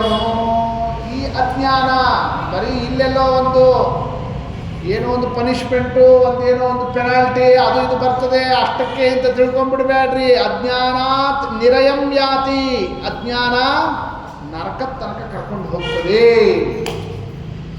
ಆದ್ದರಿಂದ ಅಜ್ಞಾನವನ್ನು ಕಳ್ಕೊಳ್ಬೇಕು, ಜ್ಞಾನವಂತನಾಗಬೇಕು ಅನ್ನೋದಕ್ಕೆ ಏನು ಮಾಡ್ತಾ ಇದ್ದಾರೆ ಆ ಸಂದರ್ಭದಲ್ಲಿ ಅದರ ಮಹತ್ವವನ್ನು ತಿಳಿಸ್ತಾ ಇದ್ದಾರೆ. ತ್ಯಕ್ತ್ವಾ ಲೋಭಂ ಸುಖಿ ಲೋಕೆ ಪ್ರೀತ್ಯ ಚೇಹ ಚ ಮೋದತೆ. ಇಷ್ಟು ಭೀಷ್ಮಾಚಾರ್ಯ ಹೇಳ್ತಿದ್ದಂತೆಯೇ ಮತ್ತು ಧರ್ಮರಾಜ ಕೇಳ್ತಾನೆ, ಸ್ವಾಧ್ಯಾಯಕೃತ ಯತ್ನಸ್ಯ ಬ್ರಾಹ್ಮಣಸ್ಯ ವಿಶೇಷತಃ ಧರ್ಮಕಾಮಸ್ಯ ಧರ್ಮಾತ್ಮ ಕಿನ್ನು ಶ್ರೇಯಃ ಇಹೋಚ್ಯತೆ. ಬ್ರಾಹ್ಮಣ ಅಧ್ಯಯನ ಸಂಪನ್ನನಾಗಿ, ವೇದಶಾಸ್ತ್ರ ನಿಷ್ಣಾತನಾಗಿ, ಧರ್ಮಕಾಮಾದಿಗಳೆಲ್ಲವನ್ನೂ ಕೂಡ ನಡೆಸ್ತಕ್ಕಂತಹ ಈ ಸನ್ನಿವೇಶದಲ್ಲಿ ಯಾವುದು ಆತನಿಗೆ ಬಹಳ ಶ್ರೇಯಸ್ಸು? ಮಹಾನಯಂ ಧರ್ಮಪಥ.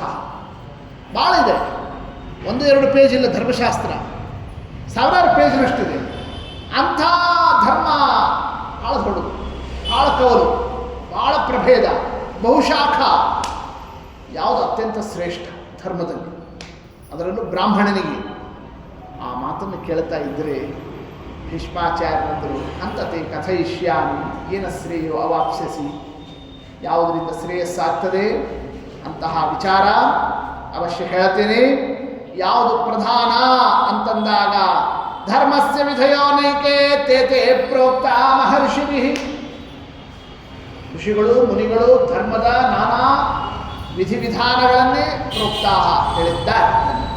ಸ್ವಂ ವಿಜ್ಞಾನಮಾಶ್ರಿತ್ಯ ಎಲ್ಲರೂ ತಮ್ಮ ತಮ್ಮ ವಿಶೇಷವಾದಂತಹ ವಿಚಾರದ ಕ್ರಮವನ್ನು ಇಟ್ಟುಕೊಂಡು ಪರಾಶರರು ಒಂದು ಹೇಳ್ತಾರೆ, ಯಾಜ್ಞವಲ್ಕ್ಯರು ಒಂದು ಹೇಳ್ತಾರೆ, ಅತ್ರಿ ಸ್ಮೃತಿಯಲ್ಲಿ ಒಂದು ಹೇಳ್ತಾರೆ, ನಾನಾ ಋಷಿಗಳು ಒಂದೊಂದು ಧರ್ಮ ಹೇಳ್ತಾರೆ. ಆದರೆ ಎಲ್ಲರೂ ಇಟ್ಕೊಂಡಿರೋದು ಯಾವುದನ್ನೇ? ದಮಸ್ತೇಷಾಂ ಪರಾಯಣಂ. ಎಲ್ಲದಕ್ಕಿಂತ ಪ್ರಧಾನ ಯಾವುದು? ದಮ. ದಮ ಅನ್ನೋದು ಇದೆಯಲ್ಲ, ಅದು ಬಹಳ ಮಹತ್ವ. ಏನು ದಮ ಅಂದರೆ? ನಮ್ಗೆ ಉಲ್ಟಾ ಮದ ನಮಗೆಲ್ಲ ಇರೋದು, ದಮ ಅಲ್ಲ. ಹೌದು, ದಾಮ ಇನ್ನು ಮುಂದೆ ಮಾಡಿದ್ರೆ ಏನಾಗ್ತದೆ? ಮದ. ಹೌದಾ? ಅಂದರೆ ಏನು ದಮ ಅಂದರೆ ಏನು ಅಂತ ಕೇಳಿದರೆ, ದಮಲಿಂಗಾನಿ ವಕ್ಷ್ಯಾಮಿ ಯೇಷಾಂ ಸಮುದಯೋ ದಮಃ. ನೋಡಿ, ಇವೆಲ್ಲ ಇದ್ರೆ ಅಲ್ಲಿ ದಮ ಇರ್ತದೆ. ದಮ ಅಂತನ್ನೋದಕ್ಕೆ ದಮಃ ಇಂದ್ರಿಯ ನಿಗ್ರಹ ಅಂತಿದ್ದಾರೆ ಶ್ರೀಮದಾಚಾರ್ಯ. ದಮ ಶಬ್ದದ ಅರ್ಥ ಏನು? ಇಂದ್ರಿಯಗಳನ್ನು ಹತೋಟಿಯಲ್ಲಿ ಇಡುವುದು, ಇಂದ್ರಿಯಗಳನ್ನು ಕಂಟ್ರೋಲ್ ಮಾಡಿಕೊಳ್ಳೋದಕ್ಕೆ ಏನಂತ ಕರೀತಾರೆ? ದಮ. ಯಾವುದು ಆ ಇಂದ್ರಿಯಗಳ ನಿಯಂತ್ರಣ? ಅದರ ಲಕ್ಷಣ ಹೇಳ್ತೀವಿ. ಕ್ಷಮಾ, ಧೃತಿ, ಅಹಿಂಸಾ ಚ, ಸಮತಾ, ಸತ್ಯಂ, ಆರ್ಜವಂ, ದಾಕ್ಷ್ಯಂ, ಮಾರ್ದವಂ, ಹರಿ, ಅಚಾಪಲಂ, ಅಕಾರ್ಪಣ್ಯಂ, ಅಸಂರಂಭ, ಸಂತೋಷ, ಪ್ರಿಯವಾದಿತ, ಅವಿಹಿಂಸಾ, ಅನಸೂಯಾ ಚ ಯೇಷಾಂ ಸಮುದಯೋ ದಮಃ. ನೋಡಿ, ಇಷ್ಟು ಏನು ಇದುವರೆಗೂ ಹೇಳಿದ್ವಲ್ಲ, ಇಷ್ಟದ್ದು ಆಲ್ ಟೋಟಲ್ ಒಂದು ಶಬ್ದ ಹೇಳೋದಕ್ಕೆ ಏನಂತಂದಿರ್ತಾರೆ ಶಾಸ್ತ್ರದಲ್ಲಿ? ದಮ ಅಂತ ಹೇಳಿರ್ತಾರೆ. ಅಂದರೆ ದಮ ಅಂದ್ರೇನು? ಕ್ಷಮ, ಸಹನಶೀಲತಾ. ಧೃತಿ, ಎದೆಗುಂದದೇ ಇರೋದು. ಅಹಿಂಸಾ, ಸಮತ್ವ, ಸತ್ಯ, ಕಾಯ ವಾಚ ಮನಸ ಏಕಪ್ರಕಾರದ ರುಜುತ್ವ, ಇಂದ್ರಿಯ ಜಯ, ದಕ್ಷತೆ, ಮೃದುತ್ವ, ಪ್ರಿಯವಾಗಿ ಮಾತನಾಡೋದು, ಅನಸೂಯ ಅಸೂಯ ಇಲ್ಲದೆ ಇರೋದು, ಗುರುಪೂಜಾ ಚ ಗೌರವ್ಯ, ದೊಡ್ಡವರು ಬಂದಾಗ ಗೌರವ, ದಯಾಭೂತೇಶ್ವಪೈಶುನಂ, ಯಾವುದೇ ಒಂದು ಪ್ರಾಣಿ ಇರಲಿ ಅದರ ಮೇಲೆ ದಯಾ, ಇವೆಲ್ಲವೂ ಕೂಡ ದಮ ಅಂತ ಕರೆಸ್ಕೊಳ್ತದಪ್ಪ. ಇಂತಹ ದಮನೆ ಅತ್ಯಂತ ಪ್ರಧಾನ, ಎಲ್ಲ ಧರ್ಮದಲ್ಲೂ ಇದು ಪ್ರಧಾನ ಇರತಕ್ಕಂಥದ್ದು. ಹೀಗೆ ಆ ದಮದ ಬಗ್ಗೆ ಹೇಳ್ತಾ ಹೇಳ್ತಾ ಹೇಳ್ತಾ ಅಂತಾರೆ ಭೀಷ್ಮಾಚಾರ್ಯರು, ಈ ದಮ ಇದೆಯಲ್ಲ ಇದಕ್ಕೆ ಇಷ್ಟು ಗುಣ ಇದೆ, ಇಷ್ಟು ಮಹತ್ವ ಇದೆ, ಇಷ್ಟೆಲ್ಲ ಇದೆಯಲ್ಲ, ಒಂದು ದೋಷ ಇದೆ ನೋಡಿ ದಮ ಇದ್ದಲ್ಲಿ. ಏನಂತಾರೆ ಭೀಷ್ಮಾಚಾರ್ಯ, ಏಕ ಏವ ದಮೇ ದೋಷ, ಯಾರು ದಮವನ್ನು ಹೊಂದಿರ್ತಾನಲ್ಲ ಸಾಧಕ, ಅವನಿಗೆ ಒಂದು ದೋಷ ತಪ್ಪಿದ್ದಲ್ಲ. ದ್ವಿತೀಯೋ ನೋಪಪದ್ಯತೆ, ಎರಡನೇದೇನೂ ಇಲ್ಲ, ಒಂದೇ ಒಂದು. ದ್ವಿತೀಯ ನ, ಈ ದಮ ಇದ್ದಲ್ಲಿ ಒಂದು ದೋಷ ಇದ್ದೇ ಇರ್ತದೆ. ಏನು ದೋಷ?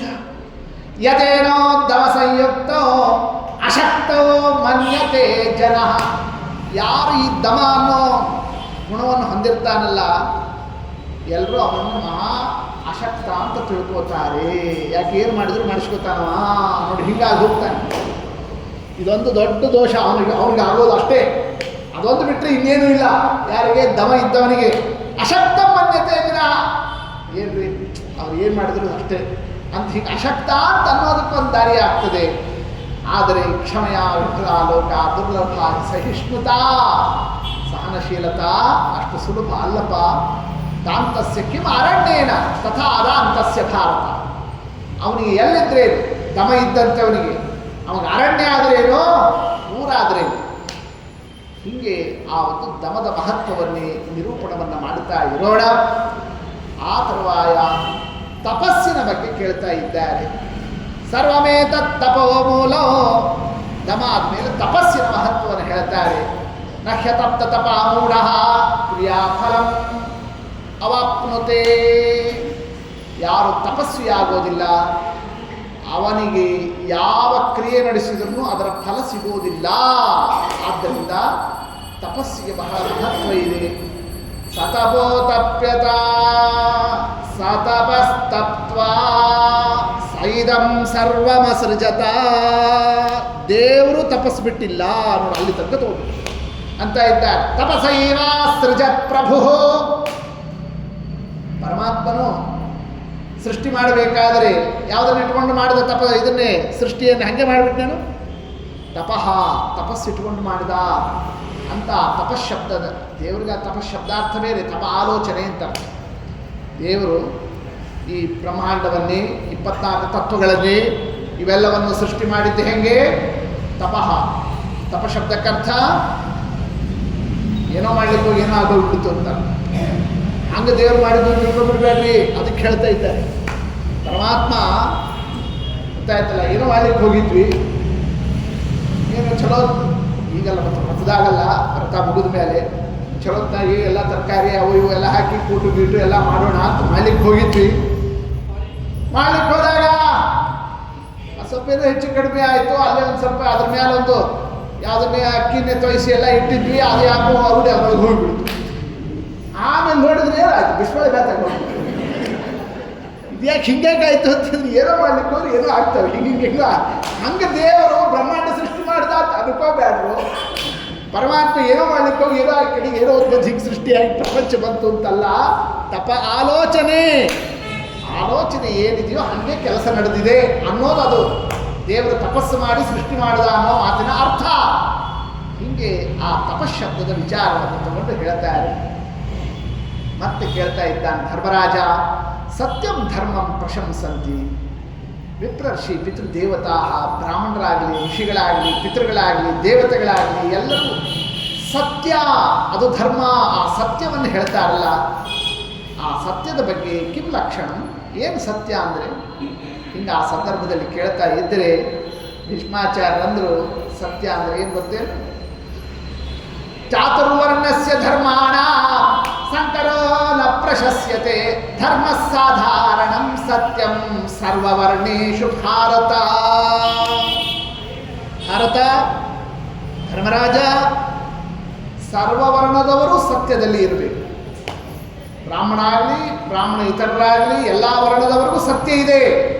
ಯಾವುದು ಸತ್ಯ? ಚಾತುರ್ವರ್ಣಸ್ಯ ಚ ಧರ್ಮಾಣ ಸಂಕರೋ ನ ಪ್ರಶಸ್ಯತೆ. ವರ್ಣಾಶ್ರಮಗಳಲ್ಲಿ ಸಾಂಕರ್ಯ ಮಾಡದೇ ಇರುವುದೇನೇ ಸತ್ಯ. ಸತ್ಯಮೋ ಸತ್ಸು ಸದಾ ಧರ್ಮ, ಸತ್ಯಂ ಧರ್ಮ ಸನಾತನ. ಸನಾತನ ಧರ್ಮ, ಅದಕ್ಕೆ ಸತ್ಯ ಅಂತ ಕರೀತಾರೆ. ಲಕ್ಷಣಂಚ ಪ್ರವಕ್ಷ್ಯಾಮಿ, ಆ ಸತ್ಯಕ್ಕೆ ಲಕ್ಷಣ ಇದೆ. ಸತ್ಯಂ ತ್ರಯೋದಶ ವಿಧಂ. ಎಷ್ಟು ಥರ ಇದೆ ಸತ್ಯ? 13. ತ್ರಯೋದಶ ವಿಧಂ. ಯಾವುದು? ಸಮತ್ವ, ದಮ, ಅಮಾತ್ಸರ್ಯ, ಕ್ಷಮ, ಹ್ರೀ. ಹ್ರೀ ಅಂದ್ರೇನು? ನಾಚಿಕೆ. ನಾಚಿಕೆ ಇರ್ಬೇಕು ಯಾವತ್ತು. ಏನಾದರೂ ಮಾಡಿದರೆ ಇಂಥ ಮಾಡಿಬಿಟ್ನಲ್ಲ ಅಂತ ನಾಚಿಕೊಳ್ಳೋದು ಒಂದು ಸತ್ಯ. ಏನು ಮಾಡಿದ್ರು ಪರವಾಗಿಲ್ಲ ಅಂತ ಅಂದೆಂದು ಇರಬಾರ್ದು. ನಾವು ಏನಾದರೂ ಎಡುವುದಾಗ ನಮ್ಮನ್ನೇ ನಾವು ಇಂಥ ಮಾಡಿಬಿಟ್ನಲ್ಲ ಅಂತ ಒಳಗೆ ಅನ್ಕೊಳ್ಳೋದಿದೆಯಲ್ಲ, ನಾಚತಕ್ಕಂಥ ಆ ಗುಣಧರ್ಮ, ಅದು ಹ್ರೀ. ತಿತಿಕ್ಷಾ, ಸಹನಶೀಲತಾ, ಅನಸೂಯತ, ಇವೆಲ್ಲವೂ ಸತ್ಯನೇ. ತ್ಯಾಗ, ಧ್ಯಾನ, ಧೃತಿ, ಅಹಿಂಸಾ, ಸತ್ಯಾಕಾರಾಸ್ತ್ರಯೋದಶ, ಇವೆಲ್ಲವೂ ಸತ್ಯದ ಒಂದೊಂದು ಆಕಾರಗಳು. ಅಕ್ಷಮಾಯ ಅಕ್ಷಮಾಯಾಶ್ಚ ಪ್ರಿಯಾಣಿಹ ಅಪ್ರಿಯಾಣಿ ಚ ಕ್ಷಮತೆ ಸರ್ವತಃ ಸಾಧು ತತಃ ಪ್ರಾಪ್ನೋತಿ ಸತ್ಯತಾ. ಕ್ಷಮ ಅಕ್ಷಮ, ಪ್ರಿಯ ಅಪ್ರಿಯ, ಎಲ್ಲವನ್ನೂ ಆತ ಏಕದೃಷ್ಟಿಯಲ್ಲಿ ತಗೊಳ್ತಕ್ಕಂಥದ್ದಿದೆಯಲ್ಲ, ಅದು ಸತ್ಯ. ಸತ್ಯ ಎಲ್ಲಿರ್ತದೋ ಅಶ್ವಮೇಧ ಸಹಸ್ರಂಚ ಸತ್ಯಂಚ ತುಲಯಾರ್ಥೃತ. ಅವನು ಸತ್ಯದಲ್ಲಿ ಇದ್ದ ಅಂತ ಆದರೆ 1,000 ಅಶ್ವಮೇಧ ಮಾಡಿದ್ದು ಒಂದೇ, ಅವನಿರೋದು ಒಂದು. ಇನ್ನೂ ಒಂದು ಮಾತು ಹೇಳ್ತೀನಿ, ಅಶ್ವಮೇಧ ಸಹಸ್ರಾಧಿ ಸತ್ಯಮೇವ ವಿಶಿಷ್ಯತೆ. 1,000 ಅಶ್ವಮೇಧಕ್ಕಿಂತ ಸತ್ಯದಲ್ಲಿ ಇರ್ತಕ್ಕಂಥದ್ದು ಶ್ರೇಷ್ಠ ಅಂತ ಆಗ್ತದೋ, ಹಿಂಗ ಸತ್ಯದ ಬಗ್ಗೆ ನಿರೂಪಣವನ್ನು ಮಾಡಿಕೊಡುತ್ತಾರೆ. ಧರ್ಮರಾಜ ಕೇಳ್ತಾನೆ, ಕ್ರೋಧ ಕಾಮೋ ವಾ ಭರತರ್ಷಭ ಯತಃ ಪ್ರಭವತಿ. ಕ್ರೋಧ, ಕಾಮ, ಶೋಕ, ಮೋಹ, ಈ ದೋಷಗಳ ಬಗ್ಗೆ ಮತ್ತೆ ಕೇಳಿದಾಗ ಅದಕ್ಕಂತಾರೆ ಭೀಷ್ಮಾಚಾರ್ಯರು, ಈ 13 ದೋಷಗಳಿದ್ದಾವಲ್ಲ, ತ್ರಯೋದಶೈತೆ ಅತಿಬಲಾಹ, ಮಹಾಬಲಿಷ್ಠರು, ಶತ್ರವಃ ಪ್ರಾಣಿನಾಂ ಸ್ಮೃತಾಹ, ಎಲ್ಲರಿಗೂ ಶತ್ರುಗಳು ಇವು 13. ಕ್ರೋಧ, ಮೋಹ, ಶೋಕ, ಪರಾಸುತ್ವ, ಲೋಭ, ಮಾತ್ಸರ್ಯ, ಈರ್ಷ್ಯ, ಕುತ್ಸ, ಅಸೂಯ, ಅಕೃಪ, ಭಯ, ಇವೆಲ್ಲವೂ ಕೂಡ ಸರ್ವರಿಗೂ ಇದು ದೋಷ ಆಗ್ತದೆ ಅನ್ನೋದನ್ನು ಏನು ಮಾಡ್ತಾ ಇದ್ದಾರೆ, ತಿಳಿಸ್ತಾ ಇದ್ದಾರೆ. ಲೋಭಾತ್ ಕ್ರೋಧ ಪ್ರಭವತಿ, ಲೋಭದಿಂದ ಕ್ರೋಧ ಬರ್ತದೆ. ಕ್ರೋಧ ಬಂದಾಗ ಪರದೋಷೇ ರುಧೀರ್ಯತೆ, ಕ್ಷಮೆಯ ತಿಷ್ಠತೆ ರಾಜ ಕ್ಷಮೆಯ ವಿನಿವರ್ತತೆ. ಹೀಗೆ ಆ ದೋಷಗಳೆಲ್ಲವೂ ಕೂಡ ಯಾವ ರೀತಿಯಾಗಿ ನಿವೃತ್ತಿಯಾಗಬೇಕು, ಅದಕ್ಕೆ ಮೂಲ ಯಾವುದು? ಕ್ಷಮ ಅದನ್ನು ಪ್ರತಿಪಾದನೆಯನ್ನು ಮಾಡ್ತಾ ಇದ್ದಾರೆ. ಆ ಸಂದರ್ಭದಲ್ಲಿ ಆನೃಶಂಸ್ಯಂ ವಿಜಾನಾಮಿ, ಹಿಂಸಾ ಅಂದ್ರೆ ಏನು ಅದರ ಬಗ್ಗೆ ಕೇಳಬೇಕು ಅಂತ ಕೇಳ್ತಾನೆ ಧರ್ಮರಾಜ. ಯಾರು ಹಿಂಸಾ, ಯಾರು ಅಹಿಂಸಾ ಅನ್ನೋ ವಿಚಾರವನ್ನು ಬಂದಾಗ ಅದಕ್ಕೆ ತಿಳಿಸ್ತಾ ಇದ್ದಾರೆ. ಯಾರು ಹಿಂಸಾ ಅಂತಂತಂದರೆ ಸ್ಪೃಹಾಸ್ಯಾಂತರ್ಗತ ಚೈವ ವಿದಿತಾರ್ಥ ಚ ಕರ್ಮಣ ಅಕ್ರೋಷ್ಟ ಕೃಷ್ಯತೆ ಚೈವ ಬಂಧಿತ ಬದ್ಧತೆ ಸಚ ಉಪಕಾರಣಂಚೈವ ಮನ್ಯತೆ ವಂಚಿತಂಪನ. ಯಾರು ಉಪಕಾರ ಮಾಡಿದವನಿಗೆ ವಂಚನವನ್ನು ಮಾಡ್ತಾನಲ್ಲ, ಅದು ದೊಡ್ಡ ಹಿಂಸಾ. ಹಿಂಸಾ ಶಬ್ದದ ಅರ್ಥ ಅದು. ಹಿಂಸಾ ಅಂದರೆ ಸುಮ್ಮನೆ ಏನೋ ಚಾಕು ತಗೊಂಡು ಚುಚ್ಚೋದು ಹಿಂಸಾ ಅಂತ ಹಂಗೆ ಅರ್ಥ ಅಲ್ರು. ನಾನಾ ಪ್ರಕಾರ ಇದೆ ಆ ಹಿಂಸಾ ಶಬ್ದಾರ್ಥ. ಹೀಗೆ ಸದಾ ವರ್ಜನೀಯ, ಆ ಹಿಂಸಾವನ್ನೇ ಸದಾ ಬಿಡಬೇಕು ಅನ್ನೋದನ್ನು ತಿಳಿಸಿದ್ದಾರೆ. ಆ ಸಂದರ್ಭದಲ್ಲಿ ಸಂಪಾದನೆಯ ದ್ರವ್ಯ ವಿವೇಚನ, ಪ್ರಾಯಶ್ಚಿತ್ತ ವಿವೇಚನ, ಅವುಗಳನ್ನೆಲ್ಲವನ್ನು ನಿರೂಪಣವನ್ನು ಮಾಡ್ತಾ ಇದ್ದಾರೆ. ಯಾವ್ಯಾವ ರೀತಿಯಲ್ಲಿ ರಾಜ ಯಾರ್ಯಾರಿಂದ ಯಾವ್ಯಾವ ವಸ್ತುವನ್ನೇ ಹೆಂಗೆ ಆತ ತಗೊಂಡು ರಾಜ್ಯಾದಿಗಳಲ್ಲಿ ಕಾರ್ಯಗಳಲ್ಲಿ ಪ್ರವೃತ್ತನಾಗಬೇಕು ಅನ್ನೋ ಪ್ರಶ್ನೆ ಬಂದಾಗ ಸರ್ವರತ್ನಾನಿ ರಾಜಾಹಿ ಯಥಾರ್ಹೋ ಪ್ರತಿಪಾದಯೇ. ಸರ್ವರತ್ನಾನಿ ಎಲ್ಲವೂ ಕೂಡ ರಾಜನಿಗೆ ಸೇರಿದ್ದು. ರಾಜ ಏನು ಬೇಕಾದರೂ ತಗೊಳ್ಳಿಕ್ಕೆ ಬರ್ತದೆ. ಆದರೆ ತಗೋಬೇಕಾದರೆ ನೋಡಿ ಏನು ಮಾಡಬೇಕಾತ ಅದನ್ನು ಸ್ವೀಕಾರವನ್ನು ಮಾಡಬೇಕು. ಯಾರಿಂದ? ಯಾರು 1 ರೂಪಾಯಿ ದಾನ ಮಾಡ್ತಿರೋದಿಲ್ಲ ನೋಡ್ರಿ, ಮೊದಲು ಅಂಥವ್ರ ಮೇಲೆ ಕಂಡಿಡಬೇಕು. ಅನ್ಯೇಭ್ಯ ನ ದೀಯಂತೆ, ಯಾರು ಮತ್ತೊಬ್ಬರಿಗೆ ಕೊಡೋದೇ ಇಲ್ಲ, ಅನ್ಯತ್ರ ದಕ್ಷಿಣಾದಾನಂ, ಅಂಥದ್ದು ದೇಯಂ ಭರತ ಸಪ್ತಮ, ಅಂಥದ್ದು ಮೊದಲು ಸಂಪಾದನೆ ಮಾಡ್ತೀಯ ಕೋಟಿಗಟ್ಟಲೆ, 1 ರೂಪಾಯಿನೂ ಕೂಡ ದಾನ ಮಾಡ್ತಾ ಇಲ್ಲ, ಅದನ್ನೇ ಅಂತ ತಗೊಳ್ಳೋ ಪ್ರಧಾನ ಎಲ್ಲಿರಬೇಕು ದೃಷ್ಟಿ ರಾಜನಿಗೆ? ಅಂಥದ್ರಲ್ಲಿರಬೇಕು. ಈಗೆಲ್ಲಿದೆ? ಈಗೆಲ್ಲ ಯಾರಿಗೆ ಕೋಟಿಗಟ್ಟಲೆ ಇರೋದು 1 ರೂಪಾಯಿ ತಗೊಳ್ಳೋಂಗಿಲ್ಲ. 1 ರೂಪಾಯಿ ಇದ್ದವನ ಹತ್ರ ಎಲ್ಲ ಪಡ್ಕೊಳ್ಳುವಂಥ ಕಾಲ. ಅದಕ್ಕೆ ಯುಗ ಧರ್ಮ ಕಲಿಯುಗ ಅಂತ ಪ್ರತಿಪಾದನವನ್ನು ಮಾಡ್ತಾ ಇದ್ದಾರೆ. ಅದಾತೃಭ್ಯೋ ಹರೇತ್ಯುತ್ತಮ ವಿಖ್ಯಾಪ್ಯ ನೃಪತಿ ಸದಾ.